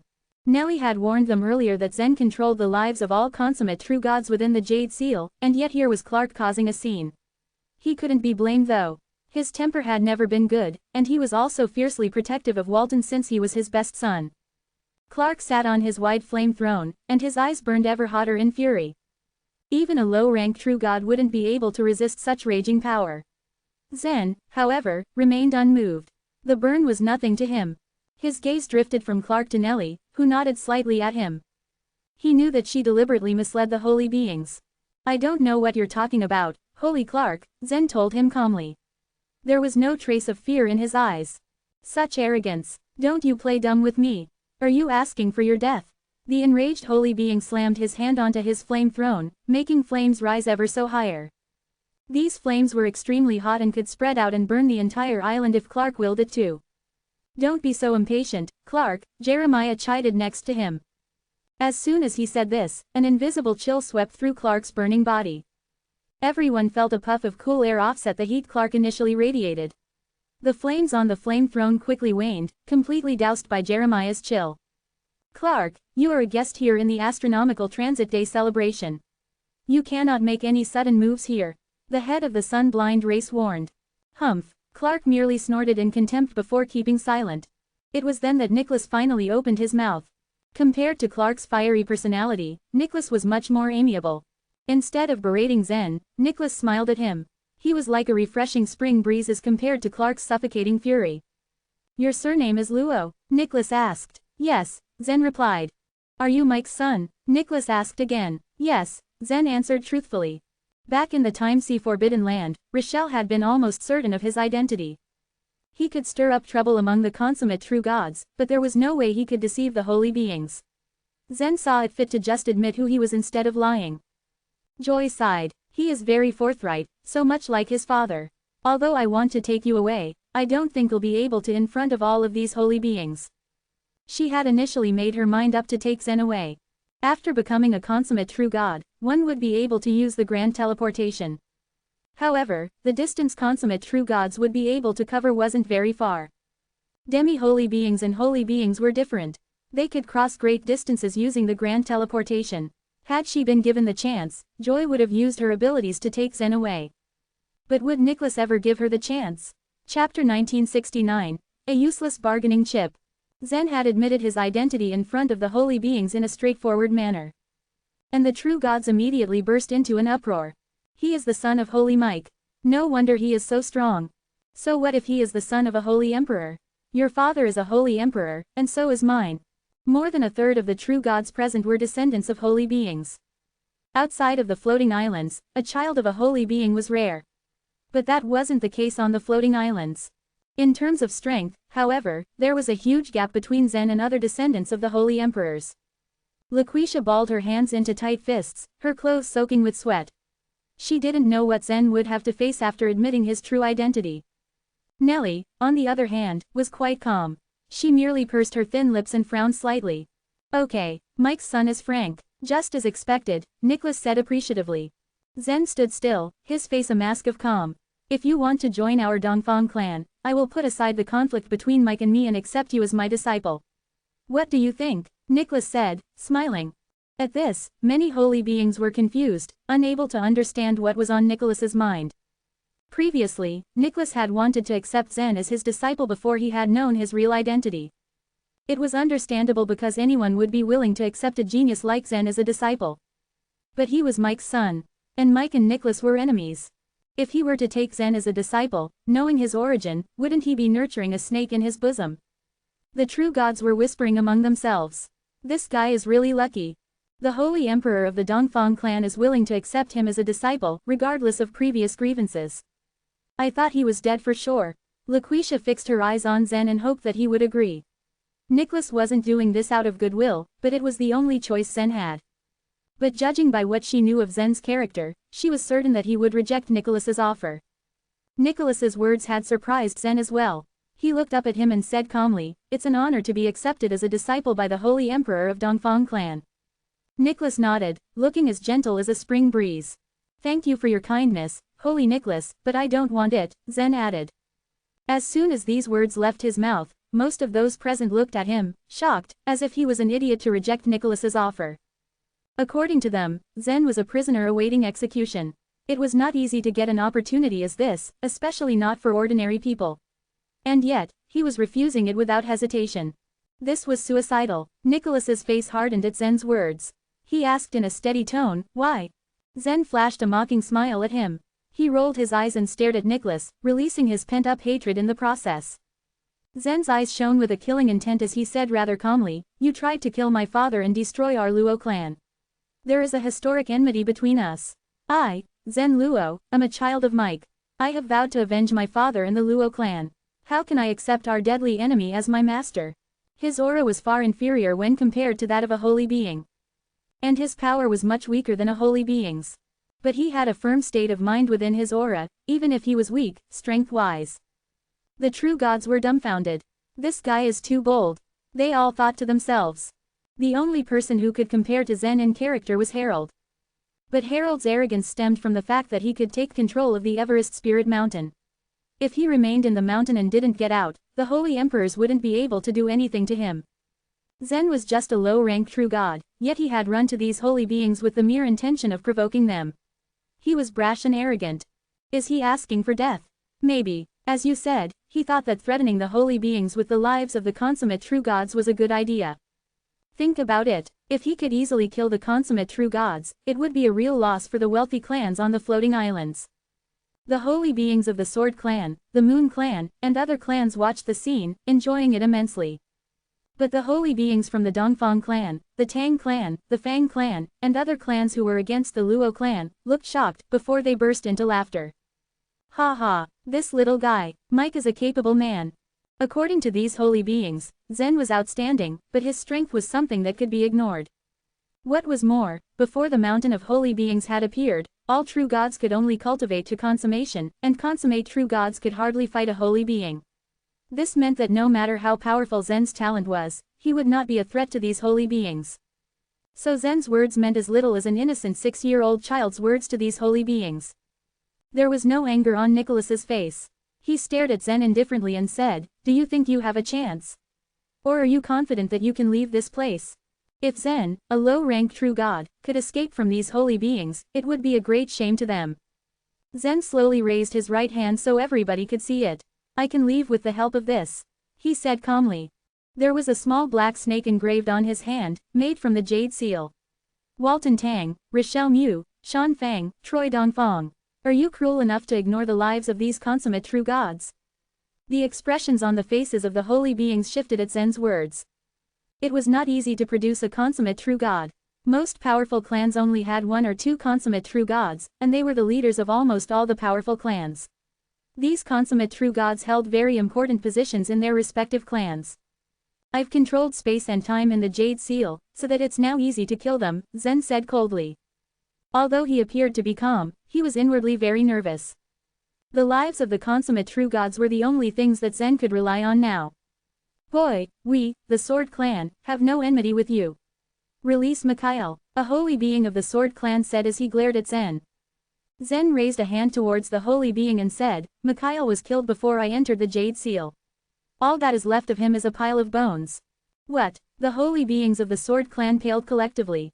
"Given the chance, I will return his bones," Zen said calmly. He didn't want to offend any other powerful clans on the floating islands.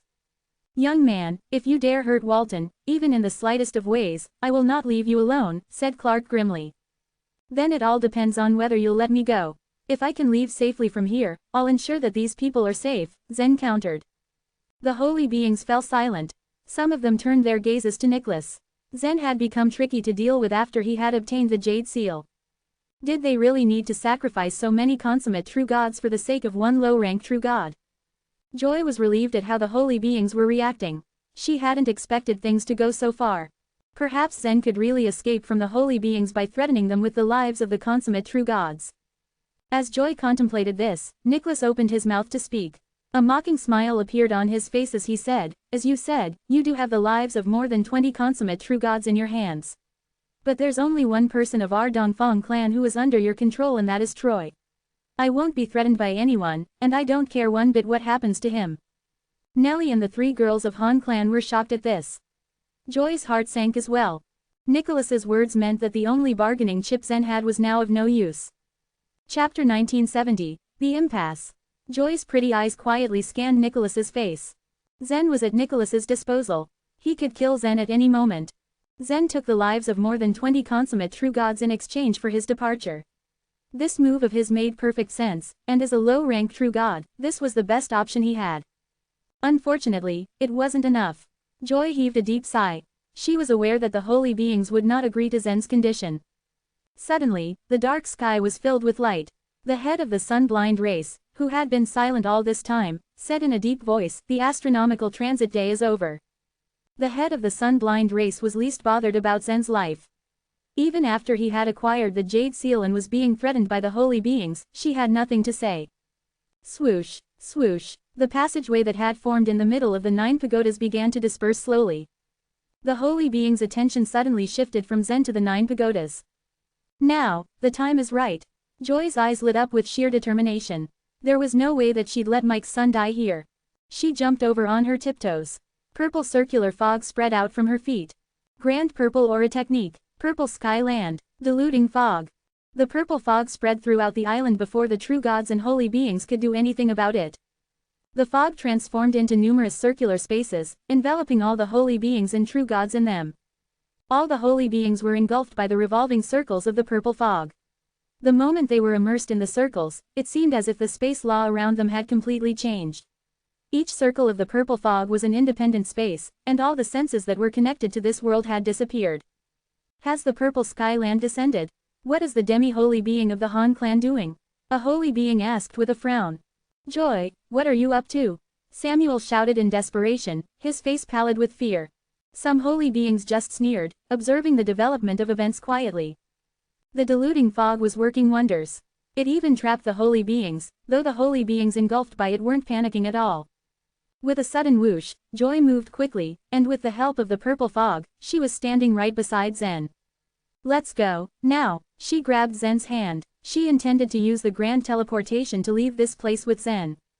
If Joy could use the grand teleportation to leave this place, she could again implement the grand teleportation a few more times to escape from the hands of Nicholas.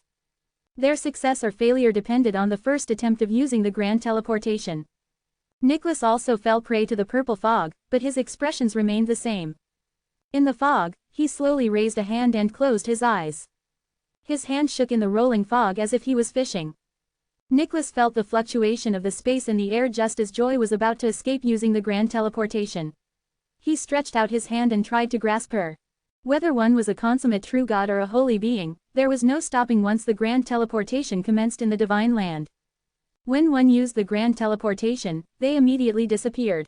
However, the distance of a holy being's grand teleportation was greater than that of a consummate true god. Just as they were about to disappear, Nicholas tried to get hold of Joy. When Zen noticed that Nicholas was about to entrap Joy, he made use of the jade seal. With a flash of his mind, he stirred the bugs to devour 9 seconds of the time. A sneer appeared on Nicholas's face as the air around him became quite blurry. Zen was able to wipe out 9 seconds. Any damage caused by Nicholas in these 9 seconds would be in vain, or so Zen thought. But Zen's ability didn't work this time. He ordered the bugs to tear up the pages, leaving behind a corner which was relatively insignificant to the entire divine land. This corner was as strong as iron, thus, the bugs were unable to devour it. The corner next to Zen and Joy was the blurry scratch that Nicholas made. With a loud crack, the space around them tore, and the rolling fog immediately disappeared. Everyone was able to witness ongoing events distinctly. Joy, Pascal, Laquisha, and the others of the Han clan had a frightened expression on their faces. The other true gods were in awe as well. A black space crack appeared above Zen's head as Joy fell beside him. Her beautiful face was full of excruciating pain, and there were 3 black wounds on her waist, which were emitting wisps of black aura. A faint black aura was emerging from Nicholas's hand as well. He slowly withdrew his hand and gave it a gentle wave. He looked at Joy and said with a malicious smile, "So, you are still in love with this young man's father, aren't you? In order to save Mike's son, you are willing to sacrifice everything. Interesting." Reclining on the ground, Joy spat out a large mouthful of blood. Her face lit with resolve. She gripped Zen's arm tightly and smiled bitterly. "I'm sorry, I failed." It was quite impossible for them to escape Nicholas's clutches. Zen even acquired the help of the jade seal, yet they were still unable to avoid Nicholas's attack. At that moment, Samuel's hands clutched tightly. He frowned and stared at Nicholas, with an intention to kill him. As if he read Samuel's mind, Nicholas smiled at him breezily and said, "Samuel, why would the demi-holy being of the Han clan run away with this kid? Do pray tell." Samuel's expression changed as he listened to Nicholas. His clenched fists loosened as he said awkwardly, "I am not sure why she did it." Nicholas gave a chilling laugh. He walked towards Joy and said loudly, "It's not your fault, Samuel. You were unaware of her motives. But you know me well. I hate being provoked. Don't blame me for the death of the demi-holy being of your clan." Laquisha and Pascal threw hopeful glances at their father, expecting him to stop Nicholas. Aunt Joy is the demi-holy being of the Han clan after all. Father will save her, won't he? They both thought. Samuel's body went rigid as he stared at Nicholas. Seeing Nicholas walk towards Joy, Samuel gave a nod of approval and said reluctantly, "That should be the case. Do what you must." Laquisha was dumbfounded when she heard those words. She shouted, "Father, how can you do this to her?" Elena's, Kelsey's, and Pascal's faces were worth watching. They glanced at Samuel, who was still in the air, unable to believe that he was such a coward. There was nothing that Joy and Zen could do to save themselves. They helplessly watched as Nicholas approached them briskly. Chapter 1971. The entire divine land fell into silence. The holy beings looked at Zen with cold eyes. In the entire divine land, they were known to be the most powerful figures. One of the things they hated the most was being threatened. They wanted to witness how Nicholas would deal with a demi-holy being.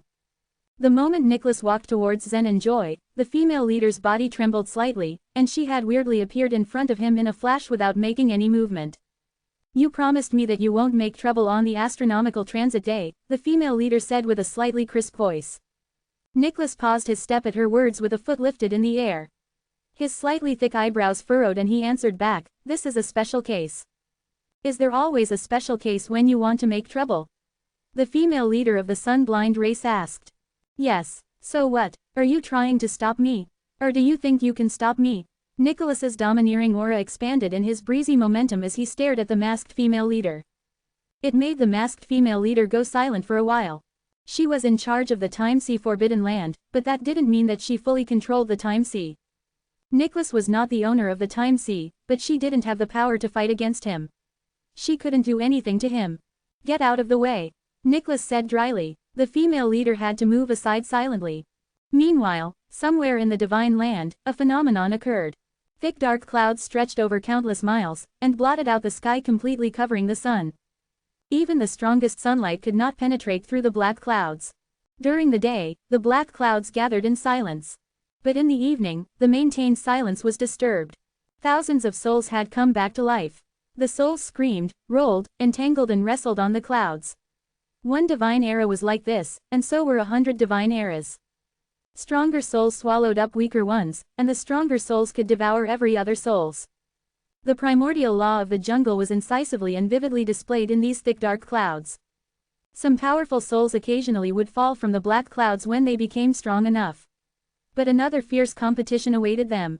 In the soul wilderness, the most common thing was the strong souls. There stood a huge figure, moving from the thick black clouds to the depths of the soul wilderness. It was known as the wilderness giant. The wilderness giant was completely shaped by souls. It had its own intelligence and had the special soul ability. Even in the cruelest soul wilderness, the wilderness giant could stand at the top of the food chain. However, at this moment, its dignified appearance looked different. The wilderness giant was half kneeling on the ground, cautiously holding something on its shoulder. On one of its mountain-like wide shoulders lay a graceful woman. A light green dress covered the woman's shoulder all the way to her snow-white thighs. The very fitting dress fully highlighted her figure. The wide shoulder of the wilderness giant emitted a trace of black aura, covering half of her white and slender legs, as if she was sleeping in the soft black clouds, looking lazy, tired and charming. She was Estelle, who controlled the soul wilderness. For a long time, Estelle had lain on the giant's shoulder. To feed her own soul, she continuously got nourishment from the wilderness giant's powerful soul. This kind of feeling made her calm, putting her in slumber. But all of a sudden, she opened her eyes. An aura of mystery was immediately emitted from her beautiful eyes. A bitter smile was revealed on her face as a hint of shock showed deep in her eyes. "What a lovely guy. Your ability to cause troubles is really beyond my imagination," she sighed. "Goo," resounded a strange sound from the wilderness giant's throat. Estelle gave it a pat and said, "It's not about you." She never thought that not long after she left the swirl forest, Zen had already arrived in the Time Sea. With Zen's talent, there was no doubt that he could possibly enter the Time Sea. What surprised Estelle was that in such a short time, he had already offended Nicholas. She leaned on the shoulder of the wilderness giant and gently lifted an arm, and a scepter flickering orange glow appeared in her hand. It was the scepter of God's silence. Woo, air. Ah, the soul wilderness was usually boisterous. Those souls fighting day and night made annoying sounds. All of a sudden, the appearance of the orange scepter in Estelle's hand made a change. The non-stop voices and clashing sounds suddenly came to a halt. There were awe, anxiety and fear spreading in the air. Those emotions exuded from pure souls without any disguise. Estelle held the scepter in one hand and placed two slender fingers beside her pink lips. She slightly opened her mouth, and let out a breath. "Shish, stop talking." In a flash, an invisible force spread out at an incredible speed. The speed was beyond the normal speed. For a second, the force had swiftly covered half of the divine land, and covering the entire divine land only took 3 seconds. The entire divine land fell into silence. Every divine citizens and true gods in the divine land had become dumb. The sound of the tide lapping on the shore, the buzz of insects, the rustle of the wind through the trees, the drip of rain from the eaves, human voices, sighs, and cracks. All sounds from faintest to loudest were gone. A top-rank true god was flying up in the air seconds ago. Just as he was about to fly higher, he felt that he was unable to launch the momentum in his body. He fell down in a snap, making him greatly frightened. He cried out but became more terrified. He didn't hear any sound, as though he was deaf. It wasn't just him. Everyone in the divine land thought that they were deaf. It was because all the voices were muted and the sounds had disappeared. The true gods couldn't use any of their abilities either. The divine texture arrays had been restrained. The arrays that had kept the floating islands above the time sea were also affected. They began to drop rapidly. The situation was not different on the island of the sun-blind race. The holy beings floating in the air also fell down. Most of the holy beings maintained the posture of standing. Even if they were silenced, they kept an elegant and steady landing. Clark at that moment was idly lying on the wide flame throne. When everything was silenced, the warm flame surrounding him suddenly died out. His bell-sized eyes widened in shock as he uttered, "Oh," but not a sound was heard coming from his throat. Before he even had the time to react completely, he fell down involuntarily. His broad body was stretched out, creating a big crater in the ground. Not far away, Nellie, Laquisha and the other true gods had watched everything that transpired and were greatly shocked. It was beyond their expectation that a holy being could fall down so embarrassingly. They wanted to laugh, but they dared not, for the situation was deemed serious. Back to Nicholas, he steadily balanced his feet on the ground. He already understood what had happened. In his universe, the 9 stars were conjectured together like a necklace. In this form, the 9 stars could gather the power at the fastest speed. This time, if the faith energy would be silenced, Nicholas had planned to make a move using his pure strength. Although he reacted quickly, Estelle was much quicker to act. When Estelle lifted the scepter of God's silence, the small petal between Zen's eyebrows spread out. The petal formed a unique diamond pattern covering a small area which exactly enveloped Joy and Zen. This place was probably the only small piece of land that hadn't been silenced. Joy, who was in desperation, had never thought that Zen would make such a move. The moment the holy beings fell down in fast motion, Joy was back to her senses. Seeing Nicholas rushing toward them with a burst of strength, she quickly grabbed Zen once more. She even saw a glimpse of how Clark fell down awkwardly. She covered her mouth with one hand, and with a touch of irresistible smile in her voice, she said, "Let's go." Whoosh, whoosh. In the blink of an eye, the figures of Joy and Zen had disappeared without a trace from where they stood. Chapter 1972, Resting and Healing. Nicholas's grab was so powerful and intense that it left deep marks on Joy's body. Although she was badly injured, Joy managed to drag Zen out of the time sea and brought him to the seaside. The petal that was lodged between Zen's eyebrows continued to shine brightly. It emitted a diamond-like pattern that engulfed them both. "Come on, let's leave." Swoosh. With that, they left as fast as they could. If they moved only once, the holy beings could sense their movements through the fluctuations in the space and even locate their general direction and position. However, because of the silence in the entire divine land, it was a remote possibility. However, Nicholas had hidden a lot of skills from everyone. Joy was extremely careful once she seized the chance to escape. During the silent period, she had used the grand teleportation 4 times consecutively. Estelle could not make the entire divine land silent for a long time. 5 seconds was all the time she could offer. The floating islands above the time sea began to descend during the silent period. The Luo clan's floating island almost reached the surface of the time sea. However, once the silent period was over, the divine texture arrays hidden among the floating islands began to function at a normal pace. Once all the islands started to ascend, all the true gods on the floating islands released their pent-up breath. Even if one island fell into the time sea, the consequences would be unthinkable. After the silent period passed, the boundless space in the entire divine land turned back to normal. Although it was a short period, it still caused tremendous chaos. Across the island, Nicholas stood still. The energy that had been extracted from the 9 divine stars was constantly rolling within his body. Even though it was not released, it had already caused the space around him to bend. Anyone who saw him would get the illusion of a twisted body. The island itself was enveloped in a deep depression. Samuel squinted his eyes and finally looked relaxed. Clark, Jeremiah and other holy beings, however, got up from the ground looking glum, for Zen not only ran away, but also took the jade seal and imprisoned a group of consummate true gods. The holy beings had never imagined that the end would be so drastic. On the other hand, Nellie had a strange gleam in her eyes and seemed excited by the turn of events. She had witnessed the petal shining brightly between Zen's brows, and when she saw Joy disappear with Zen in an instant, she couldn't restrain her excitement. In the end, he escaped. But will we ever meet again? Thinking about it brought a touch of sadness to her heart. Will we be friends or enemies when we meet again? Definitely not enemies, Nellie muttered defiantly, as her eyes became sharp as a sword. The characteristics that she inherited from Rochelle were not really that bad. Once she had a goal in mind, she would go for it, no matter how hard the obstacles proved to be.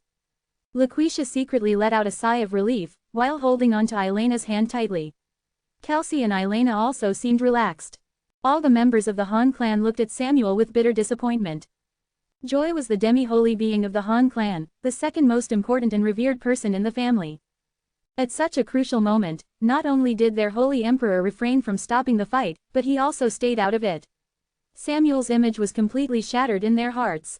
Even Pascal, who normally never cared much, was also affected by his father's deeds. This was not the father he knew from childhood. The female patriarch of the sun-blind race continued to remain still. Because her face was covered with a mask, one could not guess if she was happy or sad.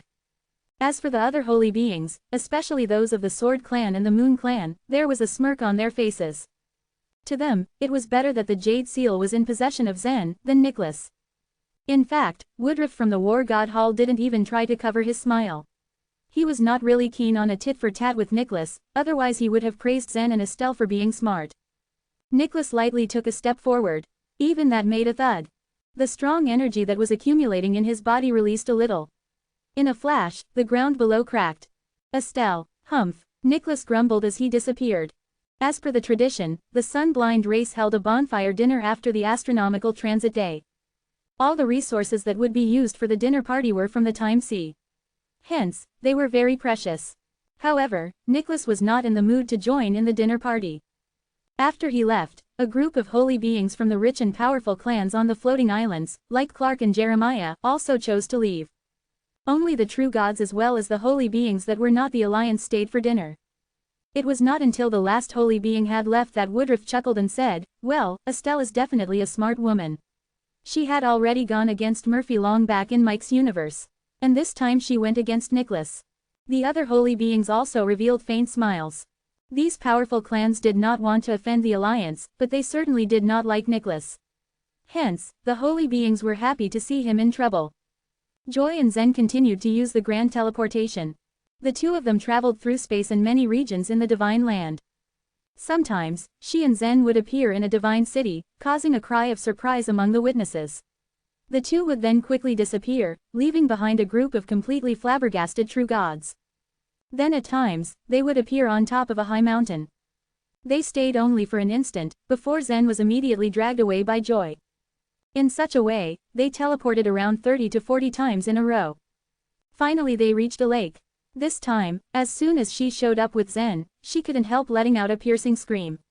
Her fine eyebrows were completely distorted as she grimaced in pain. She had been grabbed by Nicholas and in the process was hurt very badly. But during their teleportation journey, she was too busy to think of anything else. All she had in mind was to get Zen to safety. Now the pain was increasing for her to ignore. Zen gazed at her waist and frowned. Those were deep wounds. Across her waist, the 3 traces of blood had turned black, continuously hissing with smoke. As time went on, the black fog did not dissipate, but became more intense. When Nicholas had grabbed her, Zen used the power of the Jade Seal to save her, but he still couldn't eliminate Nicholas's attack. It seemed that Nicholas had used some way to avoid this. The wounds. As soon as Zen started to speak, Joy shook her head, while she endured the pain. Later she stood up and walked towards the lake. When she noticed that Zen had also followed her, she quickly stopped him and said, "Wait there.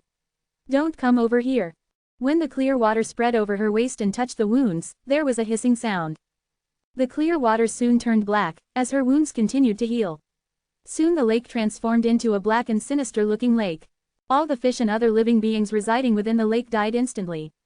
Even the beings within a 100-foot radius were not spared. Such a powerful poison, Zen's eyes flashed as he exclaimed. After soaking herself for a little more time, she came out ashore. She glanced at Zen with a pale face and said, "I'll heal myself first." Zen had planned to take her to the fairy palace. He remembered that there were many pills in his master's pill refining room which would help in healing her wounds. However, as soon as she sat on the ground, she took out a colorful pill. It looked like a pill that was refined at least 7 times. Seeing this scene, Zen didn't say anything but quietly stood aside. Then he turned his palm and looked at the little black snake. He frowned. Now that he had safely escaped from the time sea, how should he deal with these consummate true gods? Chapter 1973. Who spared the other's life? Zen's original intentions were to enter the Everest Spirit Mountain after traveling through the time sea Forbidden Land. Despite his plans, after these encounters, he was left with no other option but to threaten the consummate true gods' lives. Unexpectedly, the holy beings didn't seem to mind them in the least. In fact, Zen almost lost out to them. Of course, the lives of the consummate true gods were of little value to the holy beings. Joy swallowed the pill in a single gulp, tilting her head back with force. A trace of purple aura, like a slithering snake, circled her body rhythmically before finally penetrating the wounds in her waist. As Joy took the time to heal herself, her pretty eyes fell on the small black snake in Zen's hand.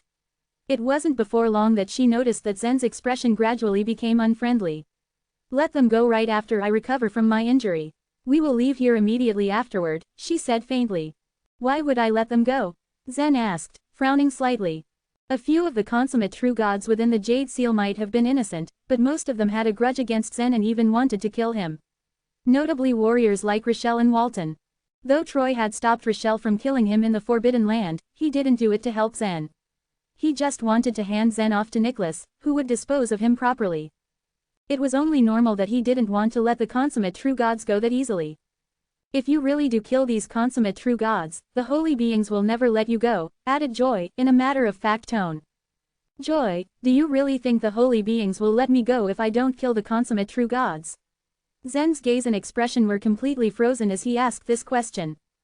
With her beautiful eyes coldly fixed on Zen, Joy said with a smile, "You are Mike's son, but you're nothing more than a low-ranked true god after all. You're not powerful enough to cause a group of holy beings to hunt you down. But, if you kill the consummate true gods, that'll be a different story." As he listened to Joy speak, Zen fell into deep thought. Joy was right. In those holy beings' eyes, like Nicholas's, Zen was just a speck of dust in the air. He wasn't even highly qualified enough to make them become serious. Although Nicholas knew that Zen was Mike's son, he was still willing to accept him as a disciple. Perhaps he had another motive, but one way or another, it demonstrated that Zen's identity really had very little importance. If you can help your father fulfill his wishes and revive the Luo clan in the future, then these consummate true gods will become nothing more than ants in your eyes, too. More so, taking their lives will be a piece of cake for you, mentioned Joy. Still paying attention to her words, Zen only nodded silently. With a slight wave of his hand, a 5-colored halo appeared and slowly spread outward, forming a path of time. Once it was formed, Zen stepped into it. Outside the Heavenly Wheel Temple, the expressions of Rochelle, Walton, Sean and the other consummate true gods didn't look too good, but were dim and dull. The time flow rate here was much faster than that found throughout the Divine Land. Since Zen had left, a total of 2.5 days had passed in the Jade Seal. Rochelle and the others continued to explore the Heavenly Wheel Temple, but didn't find anything valuable. In the end, they were out of options and could only return to the Heavenly Wheel Temple's entrance from the underground cave. Once the light curtain outside the Heavenly Wheel Temple was activated, they were surprised to see so many spears of time still standing erect on the light curtain. How were they ever going to escape from such a situation? Just outside the light curtain, Troy, Alfredo and the other consummate true gods were arriving one by one. After exploring the area for a short period of time, the consummate true gods finally fell upon the Heavenly Wheel Temple as well. Although they were on the outside of the light curtain, they too were completely unable to leave this place. The reason was simple, they couldn't figure their way out. "What should we do now?" asked Rochelle, staring at Troy through a thin layer of light curtain. "What else can we do? At this point, we may as well get some rest and go to sleep," Walton responded, lying on the ground. He was inexplicably in a good mood. Troy frowned and stared back at Rochelle as he asked, "How did that guy even remove the Jade Seal when you have so many consummate true gods with you?" Rochelle let out a snort, and snapped, "You have quite the nerve to say something like that. If it weren't for you, I'd have killed that guy back in the valley long ago, and he couldn't have had such an opportunity. As Troy heard this, his face took on a ghastly expression. Things were completely out of their control. How could he have expected such a situation when he was the one who stopped her? Well, it definitely isn't the time to blame each other, said Sean, shaking his head. Even if he has gotten the Jade Seal, he still can't escape. Ultimately, he'll have to leave the Time-Sea Forbidden Land. Do you think actually the holy beings would let him go? Walton propped his head up with one hand languidly and agreed, you're right. He is an outsider of the Han clan's floating island. Samuel isn't bold enough to protect him. No way. All that to say, it's better if we just rest. However, Alfredo, who wasn't far away, said nothing as he heard them speak. If I ever get another chance, trust me, I'll tear him to shreds. In Rochelle's eyes could be seen a surging, murderous intent. She bit her lip hard until it turned white, and she fixed her eyes fiercely on the man lying on the ground. The insane murderous intent radiating from Rochelle made Walton feel uncomfortable. He shouted, "Can you stop glaring at me like that? I'm not the one who prevented you from leaving." Zen's voice interrupted Walton before he could even finish his sentence. "If I give you the chance, can you really tear me to shreds?" As the consummate true gods heard this voice ring out, their faces turned gloomy and the hearts fell heavy. Panic was written all over Alfredo's face. Without a second's hesitation, he retreated backward rapidly. He knew that Zen could control these black spears with skill. He could only imagine how unpleasant it would be to be shot at by one of these spears, especially at such a short distance. That said, the other consummate true gods weren't aware of Zen's ability. Swish! A thin, swishing sound was heard as the sand flowed onto the ground. The sand gathered at once and quickly formed a person's figure. A few brief instants later, the sand had transformed into a sculpture identical to Zen. It looked lifelike. Rochelle was infuriated by Zen. When she noticed the faint tinge of ridicule on the sand sculpture's face, her blood began to boil as she grew even more infuriated.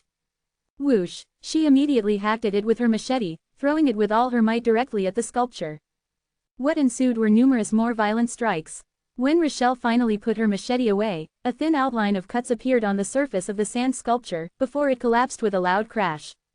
Having any fun? Zen's voice rang out again. In the blink of an eye, another 5 sand sculptures formed, all identical to Zen.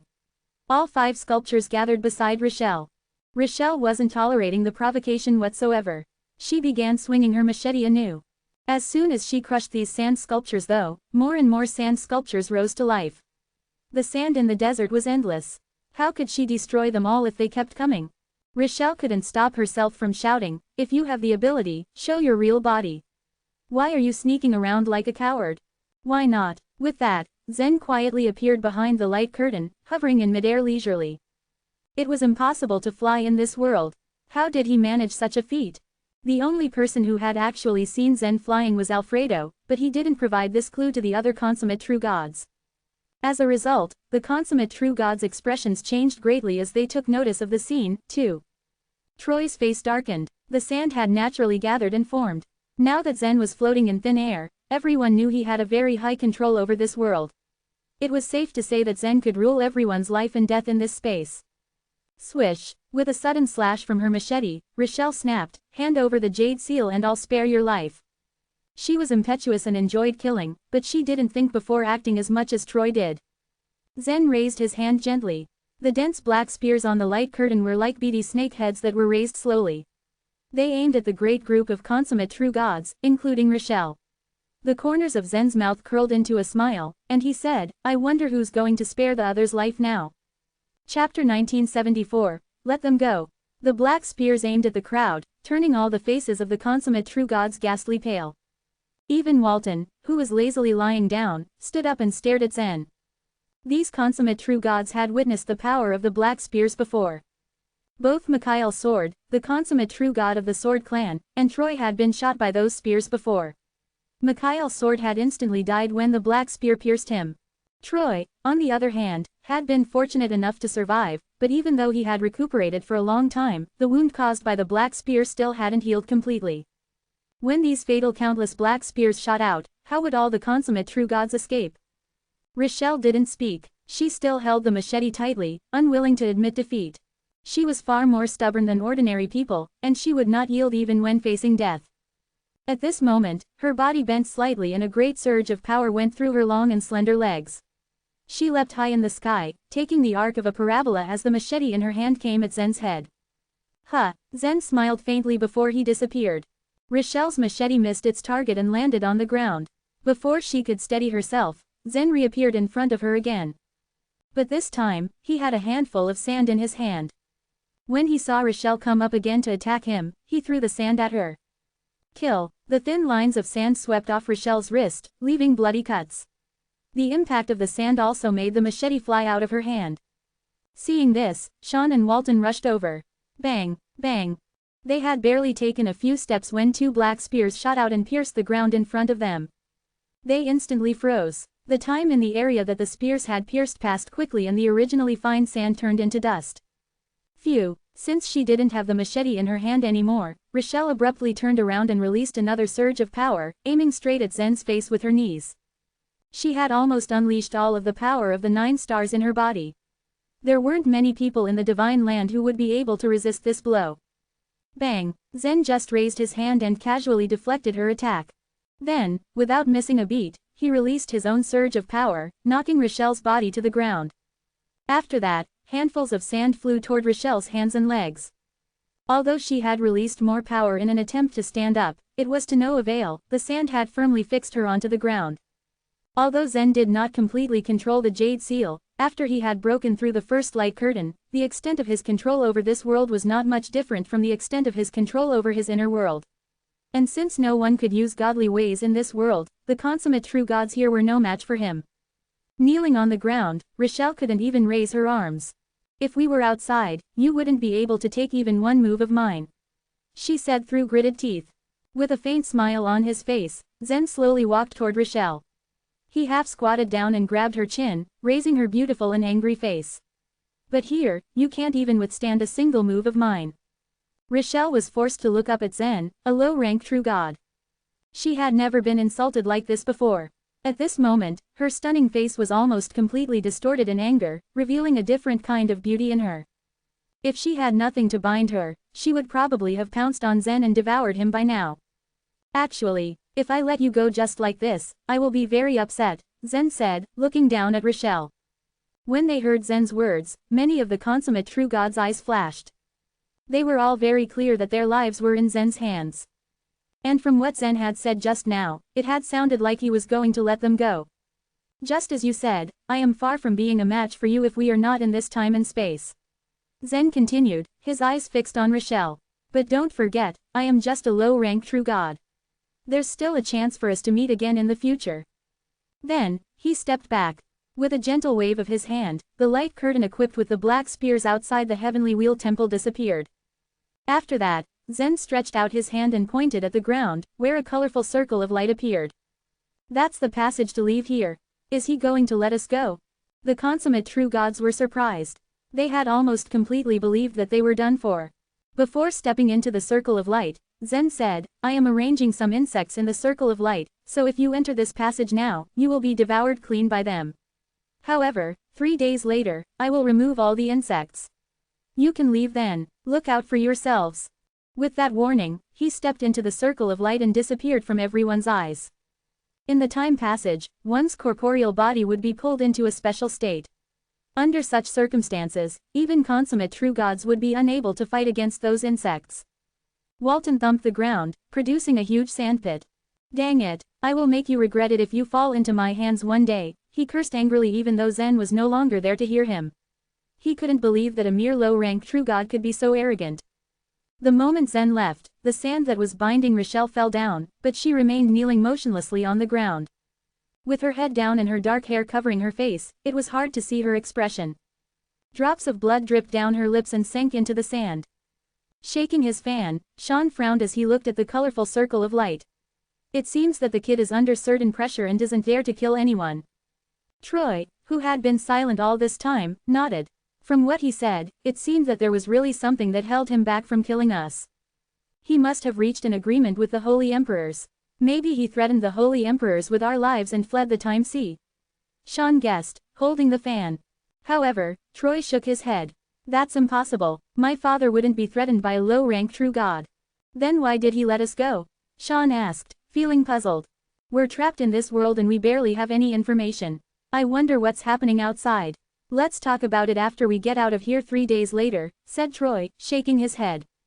When Zen returned from the Jade Seal, he told Joy, everything is arranged. They will soon escape from that circle of light. We can't stay here for too long. 3 days in the Jade Seal was only equivalent to an hour in the Divine Land. Joy nodded her head. She planned to leave this place with Zen again using the Grand Teleportation.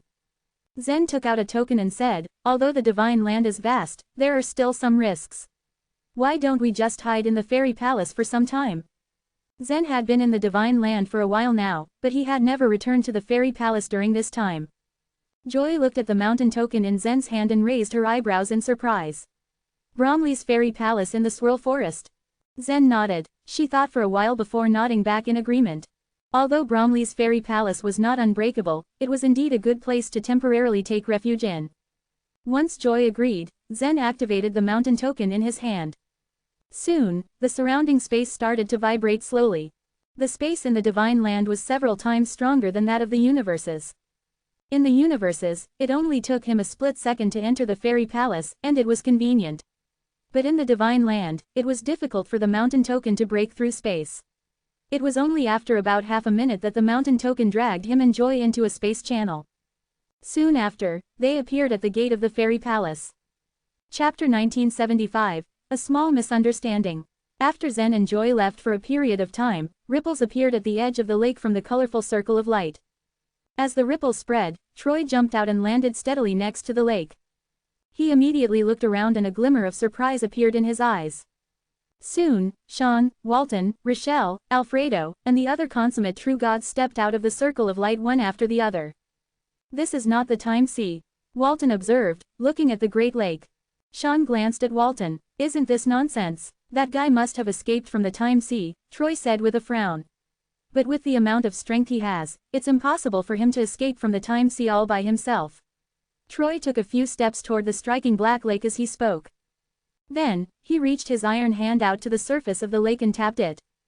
His iron hand, which had been shining with silver light all along, instantly turned black. A resolute expression appeared in Troy's eyes as he said, "Our Holy Emperor has taken action, and even wounded a holy being with his destructive poisonous hand. I don't know who the holy being was, but it should have been the one who helped that guy escape." You mean that Holy Nicholas has made a move? Sean's eyes flashed. Troy nodded. Yes, but although I can't figure out who that holy being is, I know that this holy being has been heavily injured. We'll know everything as soon as we get back. But first, we'll have to find out exactly where we are in the Divine Land, Sean said. The Divine Land was too vast. Holy beings could travel through the place at will, but the distance that a consummate true god could teleport was limited in comparison. Why do you keep silent?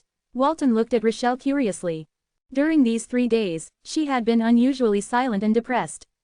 Swish, Sean spread his fan open and said, a mere low-ranked true god managed to control the Jade Seal, but it was only with luck and arrogance. I hope you won't let your state of mind be affected by this. Everyone who had become consummate true gods in the Divine Land had only managed to do so after having their state of mind thoroughly tempered. How could they take a little humiliation to heart? No, it's not that. Rochelle looked up at the sky and gazed at the clouds that were slowly floating in the air. Before I entered the Jade Seal, I had a hunch that if I missed that opportunity, I would never be able to kill him. I'm afraid there will be no such chance in the future. Hearing this, Sean and Walton burst into laughter. How is that possible? That'll only happen if he keeps hiding somewhere in the Divine Land. The moment he shows up, he will definitely die, Walton said. When Rochelle heard this, blood-red internal momentum slowly emitted from her eyes. Yes, if I meet him again, I will definitely kill him. As the internal momentum of the murdering godly way circulated in her body, a strong killing intent also spread out. Meanwhile, at the gate of the Fairy Palace, Joy took a glance at the surroundings before following Zen inside.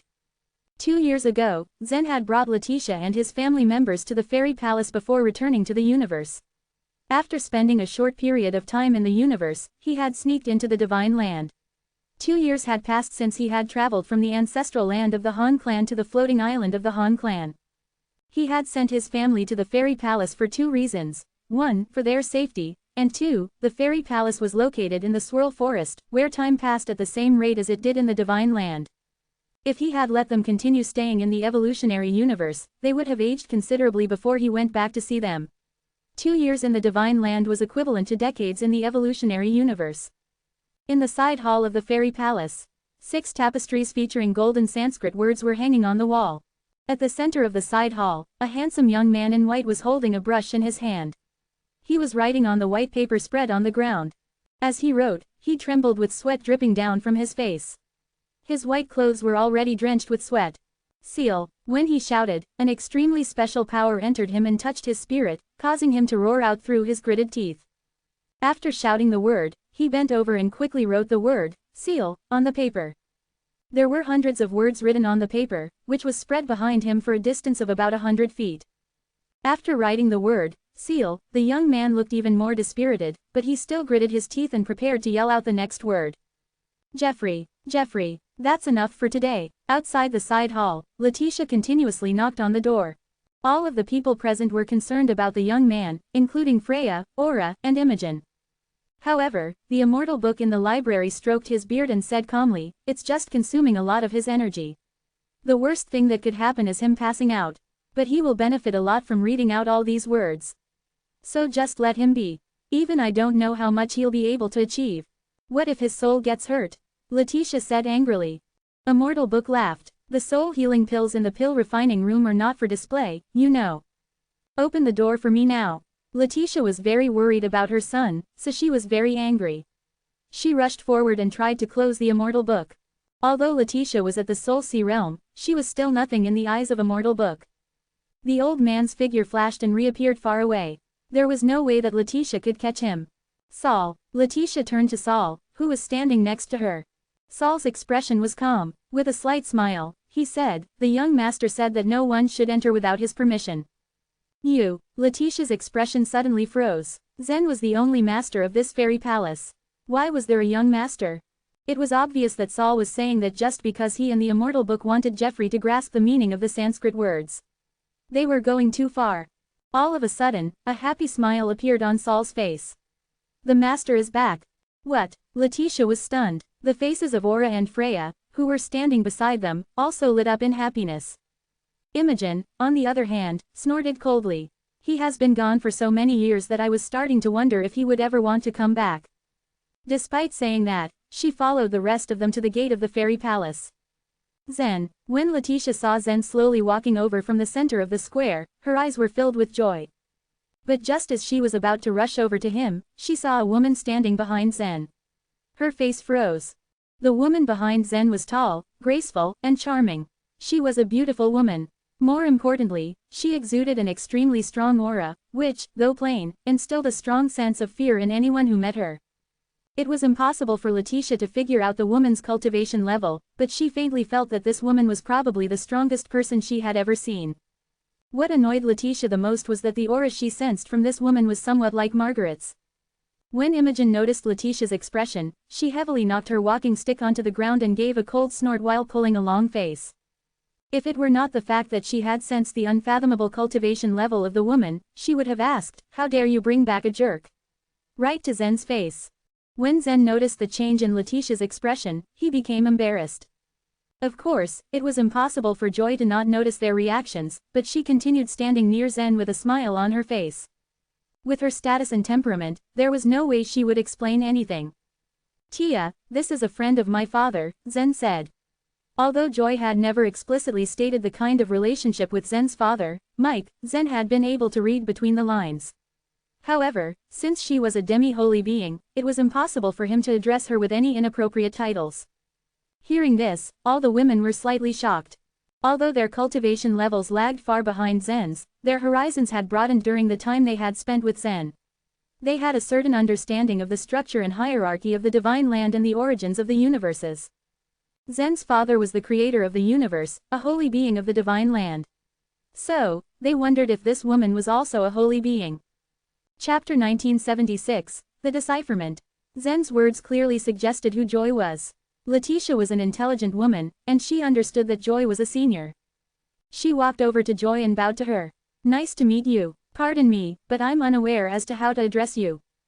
Just call me Joy, smiled Joy. All right, good to see you, Joy, Letitia said sweetly. Then Aura and Freya bowed to Joy. Zen, you haven't introduced them to me, said Joy while looking at Zen. Zen gave her a smile and introduced his wives to Joy one by one. Joy chuckled to herself as Zen introduced the women to her. Thinking of Laquisha's reaction on the floating island, she sighed in her heart. This guy is as good as his father in relationships. When Zen introduced Imogen to Joy, Imogen nodded coldly to her and said, I'm Letitia's master, and you're a friend of Zen's father. I'm a senior to them too, just as you are, so there's no need for me to heed etiquette in front of you, right? Zen smiled weakly and said, this is how lady you always is. Joy didn't mind Imogen's bluntness. After examining the women briefly, she said, they haven't totally mastered the godly way, so they can't really enter the divine land, can they? No, they can't, Zen said. Among the three women, Aura was comparatively weaker, whereas Letitia and Freya were always neck and neck talent-wise. However, back then, there were only about 10 people in the entire universe whose lotus flowers bloomed fully and who had mastered the godly way. Now, in such a short period, even though they lived in the fairy palace, it wouldn't be that easy for them to become proving godly warriors. That isn't easy to accomplish, Joy said. She paused for a moment and waved her hand. 3 light green pills appeared in her hand. These enlightenment pills will greatly enhance your talents. Consider them a gift from me since this is the first time that we have met. Please take them. Really, they can enhance talents. Letitia and the other 2 women had a surprised expression on their faces. Yes, replied Joy, much to their delight. The enlightenment pill was a better kind of 7 times refined pill. These pills were quite rare even in the rich clans on the floating islands. The materials required to refine them came from the soul wilderness. The holy beings had many children. Thus they selected those who were distinctly talented. Some of the holy beings' offspring had special bloodlines.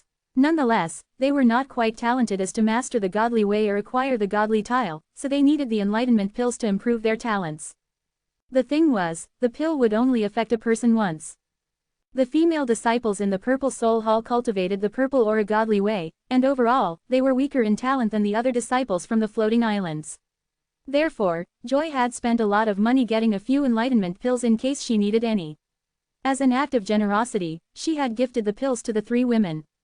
These enlightenment pills won't enable you to become the real talents of the rich clans on the floating islands, but they'll be enough for you to master the godly way, Joy said. Laquisha and Nellie were 2 examples of the rich clans' talents. However, even if you master the godly way and have the godly tile, I'm afraid you still won't be able to enter the divine land. You'll have to come up with something else if you want to do so, added Joy. Before Zen had acquired his godly tile, he had experienced the exchange of blood before he was able to sneak out of the universe and escape the punishment of the ruling slate. If Letitia, Aura, and Freya became true gods, they would break the Rule 833 of the ruling slate the moment they'd step out of the fairy palace, thus resulting in their punishment. If this pill can really help in understanding the godly way, I'd be really grateful to you. I'll leave everything behind and focus on learning the godly way, Letitia said with a smile. Understanding godly way and becoming a true god was something quite extraordinary for a person to achieve. Even the supreme lords in the universe never had such an opportunity. With the pills, these women stood a fine chance. The idea of becoming a true god excited them. Welcome again to the fairy palace, demi-holy being, said Saul, who politely bowed to Joy. Joy had been here before, and Saul remembered her. Then Saul led everyone into the fairy palace. Joy recognized the place as soon as she entered. It brought back many memories of her previous visit to the fairy palace. As they entered the main hall, they heard someone screaming from the side hall. The scream was followed by a loud thud as if someone fell. Letitia's expression changed. She rushed towards the side hall and said angrily, I've told you 1,000 times not to let Jeffrey do it anymore, but you won't listen. Immortal Book opened the door of the side hall and rushed in without even greeting Zen. Jeffrey, what's the matter? Zen had a concerned expression on his face as everyone hurried towards the side hall. He saw white pieces of paper lying everywhere on the ground of the side hall, with palm-sized words written on them. A teenager dressed in white was lying in Letitia's arms. Zen gave a sigh of relief when he found out that the boy had fainted only. Zen walked towards Jeffrey and put a hand on his forehead. Wisps of soul power slowly seeped into Jeffrey's mind. When he touched the boy's soul, a trace of shock appeared on Zen's face. It had been only 2 years since he last saw his son. Was the boy's soul this powerful already? Zen was a little baffled. Zen's soul had first reached the Jasper Fighting Soul Realm, then the Silver Fighting Soul Realm and later, the Gold Fighting Soul Realm. At last, he cultivated the true God soul, and he had slowly made a breakthrough in his soul level. Jeffrey hadn't gone through such processes as his father had. Of course, he hadn't reached Zen's level either, yet his soul seemed to be quite strong. His soul is exhausted. He will be fine after some rest, Zen said to Letitia. Letitia appeared dissatisfied as she listened to Zen. Her beautiful eyes were burning in rage as she snapped at Immortal Book, "You did this to him. You asked him to immerse himself in these Sanskrit words every day. Sooner or later, you'll kill him." Letitia's love for her son knew no bounds. She didn't want to see Jeffrey get hurt, not even in the slightest, let alone take unnecessary risks. Joy was quietly pacing in the side hall, her face wearing a surprised look. "This boy can decipher Sanskrit?"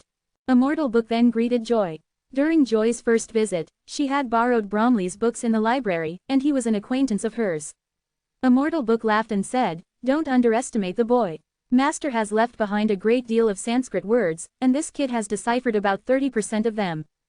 "What?" asked Joy in amazement. For so many divine eras, a large number of golden Sanskrit words had been passed down across the divine land, and a portion of the golden Sanskrit words was deciphered, but it turned out to be worthless. Genuine rare Sanskrit words were collected by wealthy clans on the floating islands. Some of them were collected by the holy beings. They were so rare no one had seen a printed version. It was extremely difficult to decipher those rare Sanskrit words.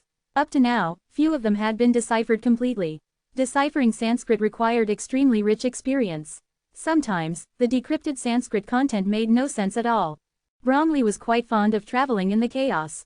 Due to Holy J, the Sanskrit he had collected was of great value. One deciphered chapter of his collection would already mean a great deal. But the kid lying in front of Joy had deciphered 30% of it. Joy couldn't believe her ears. How could she not be surprised? When she looked at the words translated by Jeffrey, she froze. "Is this the truth of godly way?" she stammered. Chapter 1977, Sea of Truth. As a demi-holy being in the divine land, regardless of strength or horizon, Joy was at the top level. Not many things could shock her to such an extent. A look of curiosity appeared on Zen's face as he asked, "Truth of godly way? What is it, exactly?" Joy didn't reply to Zen's question. Her gaze swept over the handwriting and the strange look in her eyes became more obvious. What was more, there was even a glimmer of excitement shining in her eyes. After a brief moment, she said, "Read the words, please." "What? Read them?" Zen asked, confused. Immortal Book beside them giggled aloud and said, "It's difficult to read such words. The young master can't read them, so I'm afraid that it's even less likely for the master to." Despite hearing the words with his own ears, Zen was unconvinced. Was Immortal Book trying to say that, in his heart, Jeffrey had surpassed his father? "Then I'll give it a try," Zen interrupted. He looked at the white papers, which were lined up in a row, and scanned the words with his eyes. These words were what Jeffrey had previously deciphered from the golden Sanskrit words. They had been written by using a writing brush. If one were to look at each word separately, they'd almost appear as nothing more than good works of calligraphy. As Zen scanned the words one by one and rearranged their order in his mind, a faint sense of discomfort rose in his heart, and as his eyes widened, his pupils dilated slightly too. These words. He was too stunned to complete his sentence. "Read." Joy smiled peacefully as she urged Zen along. Zen squinted his eyes a little and he began to read the words aloud. "The nature of the cultivation method is to reach eternity with strong will. The natural laws couldn't be comprehended through common methods." Surprisingly enough, these sentences weren't unintelligible to Zen. As he followed his thoughts in order to read the words aloud, a subtle feeling washed over him. This feeling was similar to what Zen had felt back when he was cultivating the godly ways. There were certain mysterious and complex meanings hidden amongst the words, but their meaning was actually more complicated than that of the godly ways themselves. At first, Zen didn't have too much difficulty speaking the words. However, as time went on, he felt more and more stressed with every word that escaped his mouth. Once he'd read over 100 words, he felt his tongue going numb. Once he'd gotten through 200 words, his tongue started flicking and he spoke with a lisp, as if he was drunk. His head began to feel dizzy. After 500 words, he could feel the very depths of his soul shaking. Joy did nothing but look at Zen react and smile. When Zen had finished reading out 800 words, he had a faint hallucination. He felt as though he had been placed in a sea of fire, or as if he was standing on ice and snow without wearing any clothes, running forward as he grinded his teeth together. With every step he took, his entire body suffered great pain. The pain wasn't caused by a specific soul attack or even a physical injury. It was instead caused by some kind of spiritual oppression. Zen clearly felt that the distance he had crossed was very short. He had only taken a few small steps, and the road ahead appeared endless. It was the end though, that attracted him so much. He felt as though he was obliged to cross all that distance in order to reach the end, no matter the price he had to pay. When he had read out 900 words, his teeth clenched shut, and he felt a rumbling sound in his head, as if something had hit his soul. He suddenly felt dizzy and took a few steps back before he could find his balance again. He stared at the words in complete and utter disbelief. Master, you've already proven how amazing you are by reading 900 words on your first attempt, Immortal Book said with a smiling tone. But now, the young master can read 1,200 words. And he's constantly writing them out as he reads, he added. What? How is that even possible? Zen's eyes widened in awe. Hearing what Immortal Book had just said, Joy equally felt quite shocked once more. Do you mean to say that the kid can read 1,200 of these words? Immortal Book chuckled and said, it's 1,236 words, to be exact. In fact, the young master just recently set this record. As it turned out, over the past few years, Jeffrey had been deciphering the golden Sanskrit words. The Sanskrit words, content left by Bromley was very rich. According to general speculation, these golden Sanskrit words originated from extraordinary creatures. No matter what kind of creature or race, they had to have a very complex culture. The golden Sanskrit didn't necessarily record all cultivation methods, and a lot of other factors were equally taken into consideration. The golden Sanskrit words that Jeffrey had deciphered in the past talked about a vast, boundless, blue lake situated in the chaos. The golden Sanskrit words Jeffrey deciphered afterward were even more outrageous. Among them, a few strange recipes and a couple funny adventure travel notes were included. These golden Sanskrit words weren't very valuable. The only thing they were useful for was increasing knowledge about extraordinary creatures. The 6 golden Sanskrit words hanging on the side hall's wall appeared at the same time. When Jeffrey deciphered the words, he discovered something strange. These 6 golden Sanskrit words contained 6,400 words in total.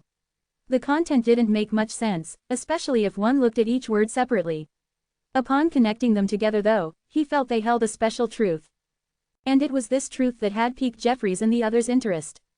In the beginning, Letitia and the other women also tried to read such words, but they couldn't hold on for more than 60 of them. Only Jeffrey persevered and read 300 words in his first attempt, but from the 300th word onward, the pressure he faced increased greatly. If he continued to comprehend the meaning of these words, he would pass out in an instant.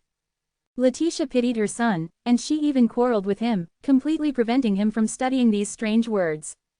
Saul and Immortal Book, on the other hand, were on Jeffrey's side and they encouraged him to continue deciphering. With his repeated attempts, Jeffrey had gradually mastered quite a few of the rules. Now, he was even able to read a word at the same time as he wrote one. As he kept advancing through the words, he eventually covered over 1,200. It was safe to say that he really was a persistent boy. How could this be? I do feel that Jeffrey's soul is indeed much stronger than that of any ordinary person. That said, it's impossible for him to have achieved such a thing. Zen just couldn't seem to understand. Upon noticing that Zen was in complete disbelief, Joy smiled and said, because the truth of godly way doesn't test whether your soul is strong or not. And what it does to you isn't to help cultivate your soul either. It's helping you understand your own way of cultivation. What do you mean, my own way? Zen was stunned. A look of anticipation took over Joy's face, and her voice became clear and melodious. Way is the path. In the universes, all warriors hope to attain the peak of martial arts and reach the end of such. Once you've reached the end of martial arts, you will reach the end of that path. As they listened to Joy speak, Letitia, Freya and the other girls fell silent. Currently, they were only at the Soul Sea realm. There was still a long way to go before they could even think about reaching the end of the martial arts path. Whether in the universe or in the divine land, the end of martial arts was the level of world lords. This was also the proving godly warrior's level. After reaching this level, if the warrior wanted to step further, they had to master the godly ways and become true gods. What awaits us after the end of the godly ways? Joy asked Zen out of the blue, fixing her gaze on him. Holy beings, Zen answered flatly. Joy refused his answer, shaking her head from side to side. No, she said firmly. Who is more powerful than a holy being? She asked anew. Zen's face filled even more with confusion. Through the clues he had obtained in the past, Zen was aware that other, more advanced creatures existed within the chaos. However, as Holy J had said, he himself didn't even know these creatures, forms. To put it simply, he didn't know whether extraordinary creatures were humans or ghosts. Having never seen them himself, in fact, he didn't even know if they truly existed. Holy J had studied the Golden Sanskrit deeply, and presumably, he had a more profound understanding of it than Joy. It was only normal for his prediction to be more reliable. Moreover, even Holy Bromley's adventure indicated that the whole of the chaos was most likely empty. Zen's knowledge was confined within this wide and extensive divine land. Never had he allowed himself to imagine that, in this world, someone would be even stronger than a holy being. The end of the godly ways is a boundless ocean. Joy's eyes grew darker. The ocean is filled with a perfect understanding of godly ways, which is otherwise called the Sea of Truth. Chapter 1978. The full text. The end of the godly ways is an endless ocean. Zen was taken aback when he heard this. His gaze fell on Jeffrey's writing. When he read the words in his mind, he indeed had a very wonderful feeling. This feeling consumed him such that his soul couldn't bear it any more. Was that the so-called truth of godly way? So you mean, there are many kinds of truths of godly ways? Similar to the godly ways? Zen repeated. Joy shook her head. Actually, it's the opposite, she replied. The divine land had been in existence for countless years. The holy beings had refined their godly ways to the hilt and built their own universes. After that, they began to explore the chaos outside the divine land, hoping to achieve a bigger breakthrough. Some holy beings had traveled through the chaos and found that it was empty. It was a boundless place where only grayish-brown chaos could be seen. No strange civilization was to be found there. Some persistent holy beings wandered around in the chaos for hundreds of divine eras, but still found nothing. Despite traveling significant distances, in the end, they had to return disappointed. They failed in the exploration of space, and in the exploration of godly ways too. A warrior reached the end of the godly way only when their godly way reached the consummation. At the end of the godly way lay an endless ocean. All holy beings and consummate true gods had spent lots of time and energy exploring this ocean, but they weren't able to gain any insights from it. Therefore, the godly ways in the divine land had begun to develop all sorts of bizarre theurgies beyond ways, and warriors now practiced the double godly tile and mixed godly ways. Apart from these, no other notable breakthroughs had been made. Later on, Armand Yan, the demi-holy being of the Yan clan, received 2 golden Sanskrit words completely by accident. These 2 words were extremely rare, and the Yan clan had spent a great deal of time and paid a high price trying to decode them. Finally, they were able to decipher the words and comprehend the truth of godly way, Joy said. But nobody knew how this piece of news was leaked. The Yan clan was destroyed because of this. The Yan clan had a demi-holy being, and yet it was destroyed. Zen gasped in disbelief. Joy explained, actually, the truth of godly way recorded in the 2 golden Sanskrit words that Armand Yan deciphered might be incomplete, but it would also create quite a stir in the entire divine land. After all, the truth of godly way was enough to make the holy beings take a step forward in the godly way. The Yan clan didn't possess a holy being, and Armand Yan was just a demi-holy being. So it was not a difficult task to destroy the Yan clan.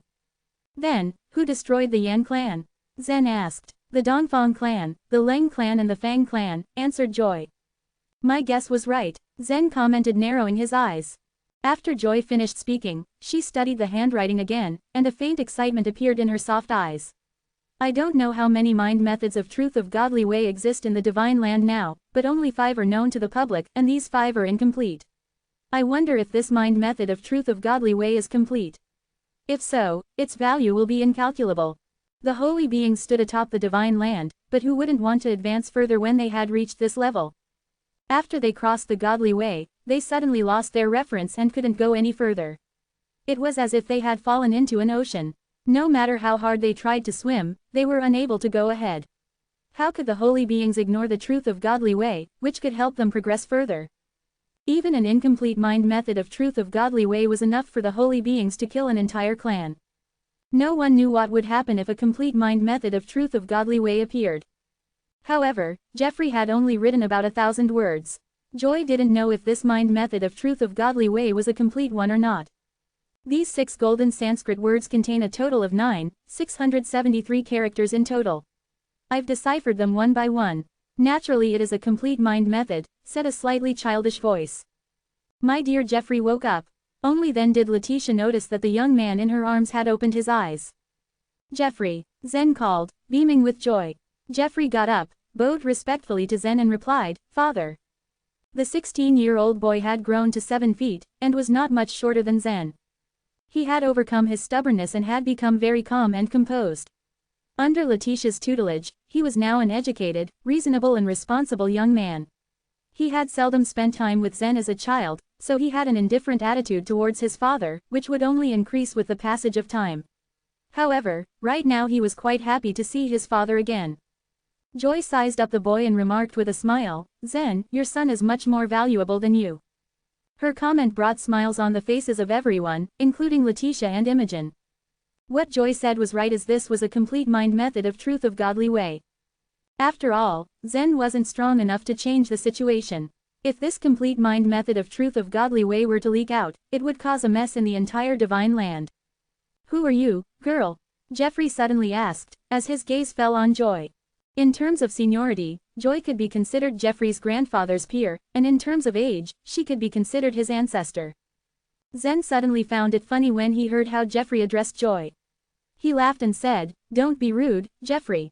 You should call her." He wanted to tell his son to call her Grandma, but on second thought, he felt like something was wrong, as Jeffrey's age was almost the same as Kelsey's, who called her Aunt Joy. But if Jeffrey referred to her as his aunt, then it was very weird too. "Never mind," Joy said, waving off the debate. "You can call me Master Joy. Hey, little genius, can you write down the complete mind method of the truth of godly way?" As someone who had been trapped in the fairy palace since childhood with rarely any opportunities to go out, Jeffrey, of course, enjoyed the compliments. Although he didn't know her cultivation base, he knew that she was not an ordinary person. He nodded, picked up his writing brush, and walked towards the white papers on the floor. "Do you want to take a rest first, Jeffrey?" Letitia asked. "Mom, you know these words. As long as you don't read them or think about them, you'll be fine," the boy assured his mother casually.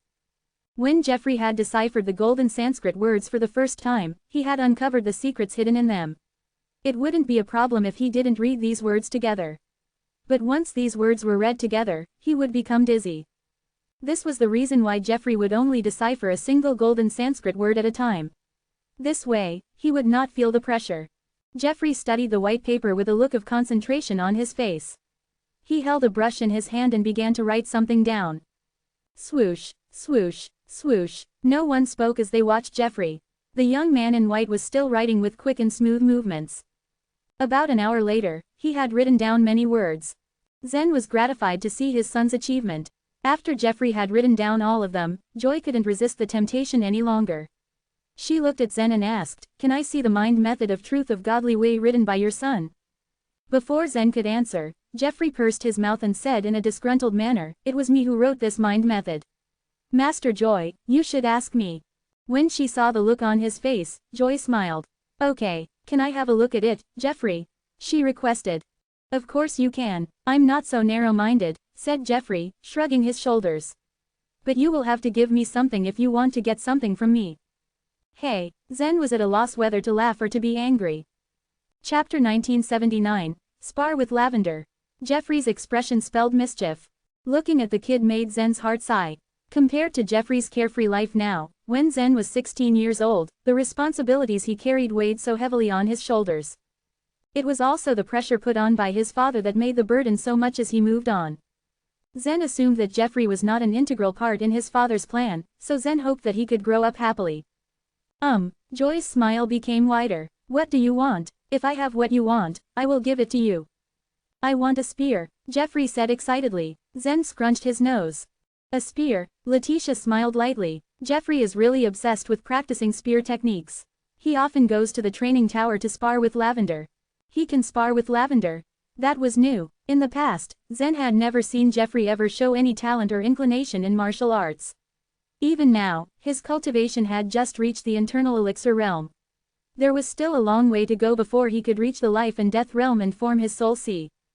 In the past, Zen didn't have much resources. He had to rely on himself for everything. However, Letitia and the rest of his family had already made preparations before they entered the fairy palace. These resources in the fairy palace were also at their disposal, so they didn't need to worry about it any longer. Jeffrey's cultivation speed was rather slow.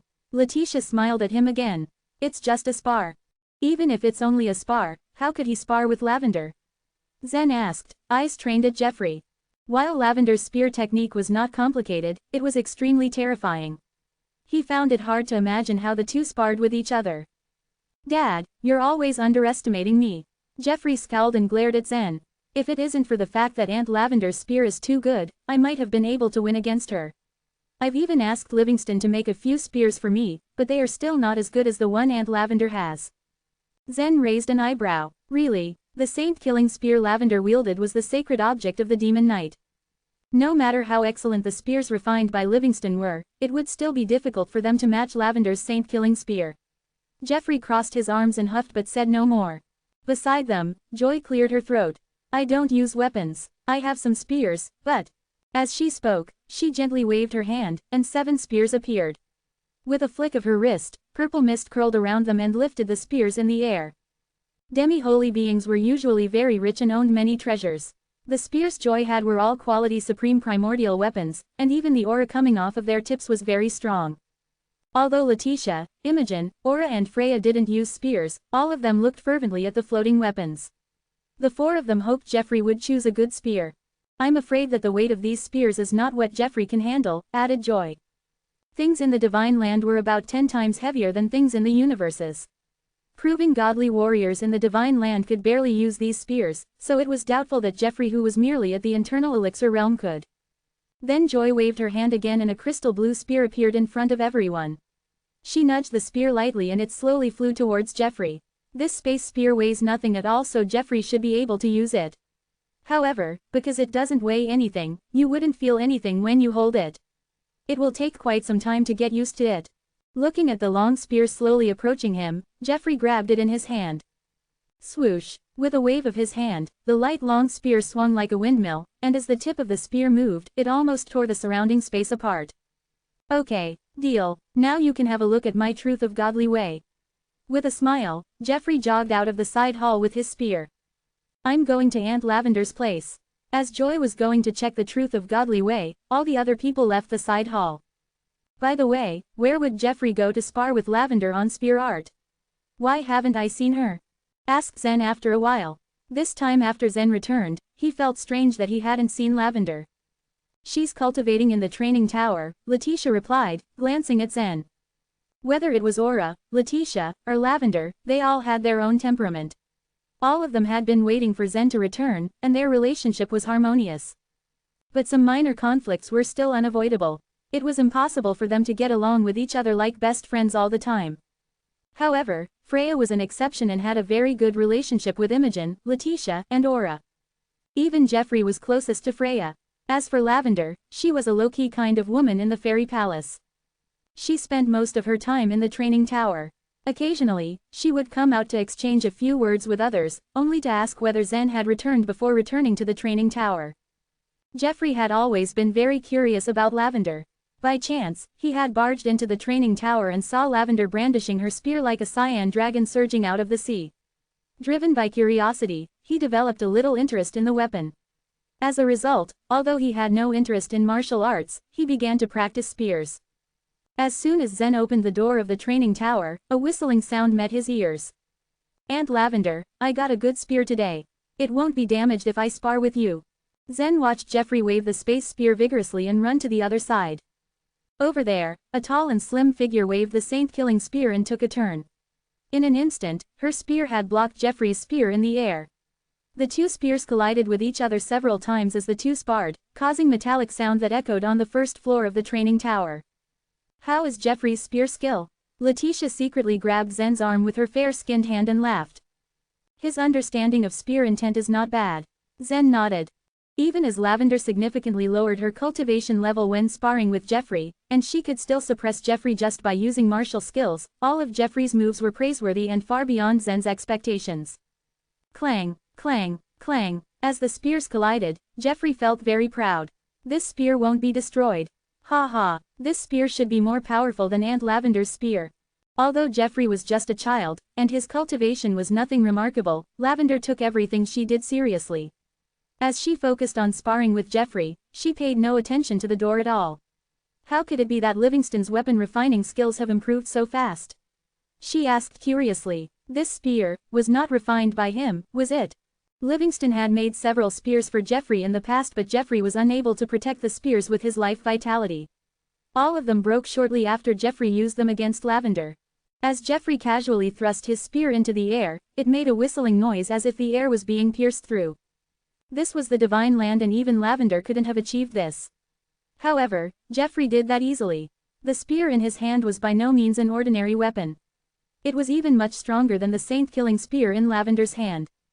No way can he make such a weapon, snorted Jeffrey. Master Joy gave it to me. Ha ha ha.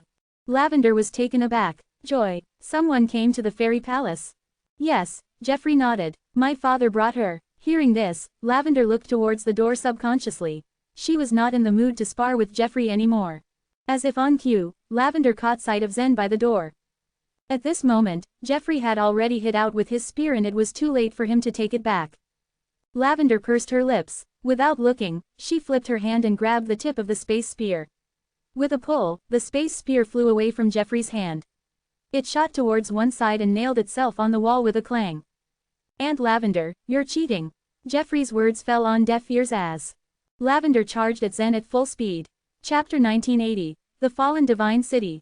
Wind blew through Lavender's gossamer hair as she ran to Zen at an extremely fast speed. When she was finally a meter away from him, she flung her slender and delicate body against his muscular chest quite hard that it pushed him out of the training tower. The impact of their collision even threw off Letitia's hand that grasped his arm. At that moment, everyone looked at them with varying expressions. For instance, Aura covered her mouth in surprise at Lavender's openness. Jeffrey's jaws dropped as he stared blankly at the scene outside the door. And Letitia frowned deeply before looking fully angry. She quickly went into the training tower and slammed the door with a bang. Then, she turned to Jeffrey and shouted, "What are you looking at? It's not a sight a child should see. It just happened right before my eyes. I cannot choose not to look at it," refuted Jeffrey as he pursed his lips. "What's more, I'm already 16 years old." The young Jeffrey had grown up in the Cloud Hall, where he had a few playmates during his childhood. Later on, Zen had been worried about his family's safety, so he took Jeffrey into the fairy palace, where the young boy's life had changed dramatically. Although he kept himself busy with deciphering the Sanskrit words and practicing the spear, he was still young and energetic, especially when he reached the age of puberty when his blood ran hot often. He was curious about everything in the world and hoped to take a trip outside the fairy palace. He had mentioned it to his mother several times, but Letitia rejected him with the excuse that he was too young. In reality, Jeffrey couldn't leave the fairy palace as their living conditions didn't allow it. If the enchanted barrier of the fairy palace was opened, all of them would have to hide in the training tower. Otherwise, they would break into life vitality and disappear in this world. That was the secondary creature's limitation. It was impossible to get rid of it if one did not have powerful theurgies. Even Zen still had to comprehend godly ways to secretly enter the divine land. And so, there was no way that Jeffrey could go to the divine land. Moreover, returning to the evolutionary universe definitely wasn't easy. Now that the fairy palace's transmission node was tied to Zen's mountain token, if they wanted to enter the evolutionary universe, they had to go over a vast distance and find the entrance to the evolutionary universe themselves before they could enter it. That was why the moment Letitia and the others entered the fairy palace was equivalent to them setting foot on an isolated island. If they left the lone island, none of them would be able to survive. The demon knight didn't have so much etiquette as the humans did, so Lavender wasn't as reserved as most human women. She missed Zen, so she expressed her feelings to him in her own way. For example, she hugged him unabashedly and now they were like a pair of entangled octopuses. Yet, she didn't care about the others staring. On the other hand, Aura's and Freya's cheeks were the color of beets, and they immediately looked away. Clank, clank, clank. Livingston, who always stayed in the weapon refining workshop, strangely left the weapon refining workshop today. The light on his metal head flashed when he sensed that Zen had returned to the fairy palace. He wanted to talk to Zen, but when he saw the scene, he quietly retreated back to the weapon refining workshop. Similarly, Imogen, who stood not far away, was as livid as Letitia when she saw the pair in a very close position. No matter how much she misses him, she shouldn't have behaved like that in the broad daylight. "This is too preposterous," she muttered. "I don't want this body anymore," Lavender whispered in Zen's ear and tightly grabbed his arm. Zen was stunned for a moment, then he understood what Lavender meant. He slowly sat up, held her in his arms, and smiled. "What are you talking about? This body is a nuisance to me. I don't want it anymore, Lavender complained. In the past, Lavender had been attached to Zen's body in the form of a remnant soul in his sword spirit. Since she had been with him for so long, she too had experienced numerous hardships and challenges. The first time she had separated from him was hard for her as she wasn't used to it, but this time she had been away from him for so long. She had worked so hard just to get the chance to enter the divine land. She had been cultivating in the training tower like mad for the past 2 years so she could get an opportunity. Her cultivation was at the level of a world lord, and the martial arts she mainly cultivated were about killing. She wanted to master murder in godly way with her own comprehension. She, however, lacked some of the preliminary requirements, so it was quite hard for her to step into her desired godly way. Furthermore, she still couldn't leave the fairy palace even if she really condensed her godly tile. The ruling slate would have punished her if she ever left, because she was only a secondary creature.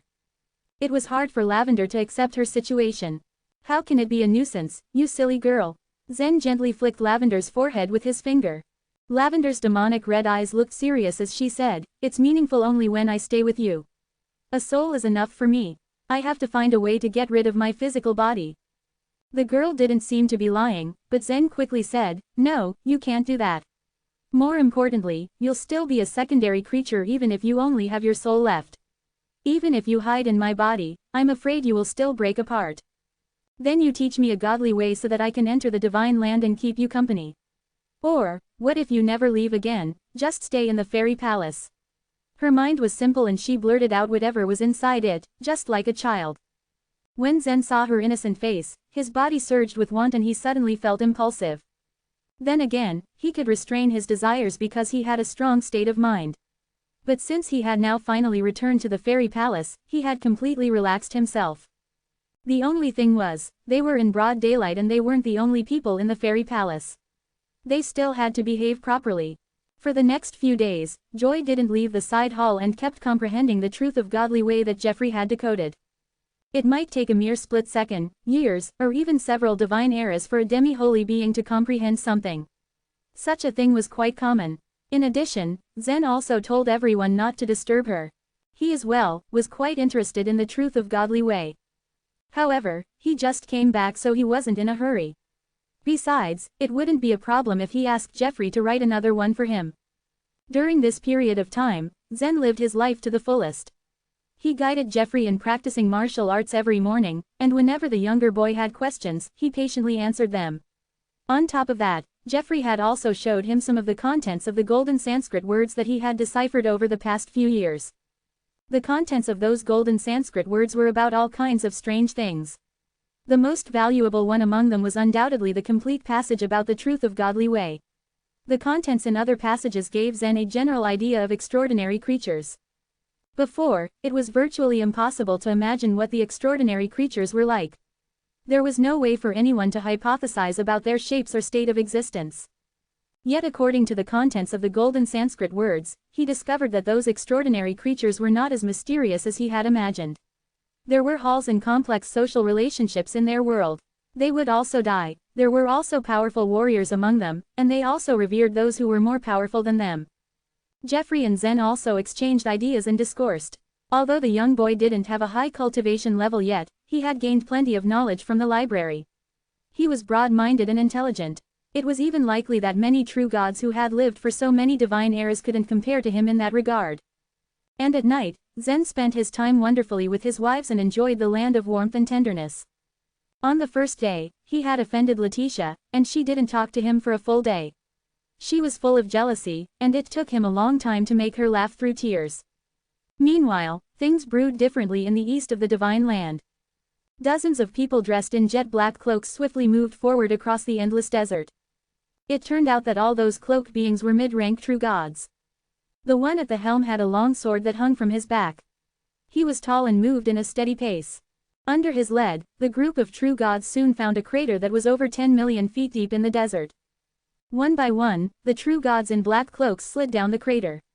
After all of them were in, they were surprised to see where they ended up. It's the Jade Bone Divine City. The entire Jade Bone Divine City had been destroyed. What on earth has happened? The leader of their group stepped forward and lifted his cloak's hood to reveal a heroic-looking face.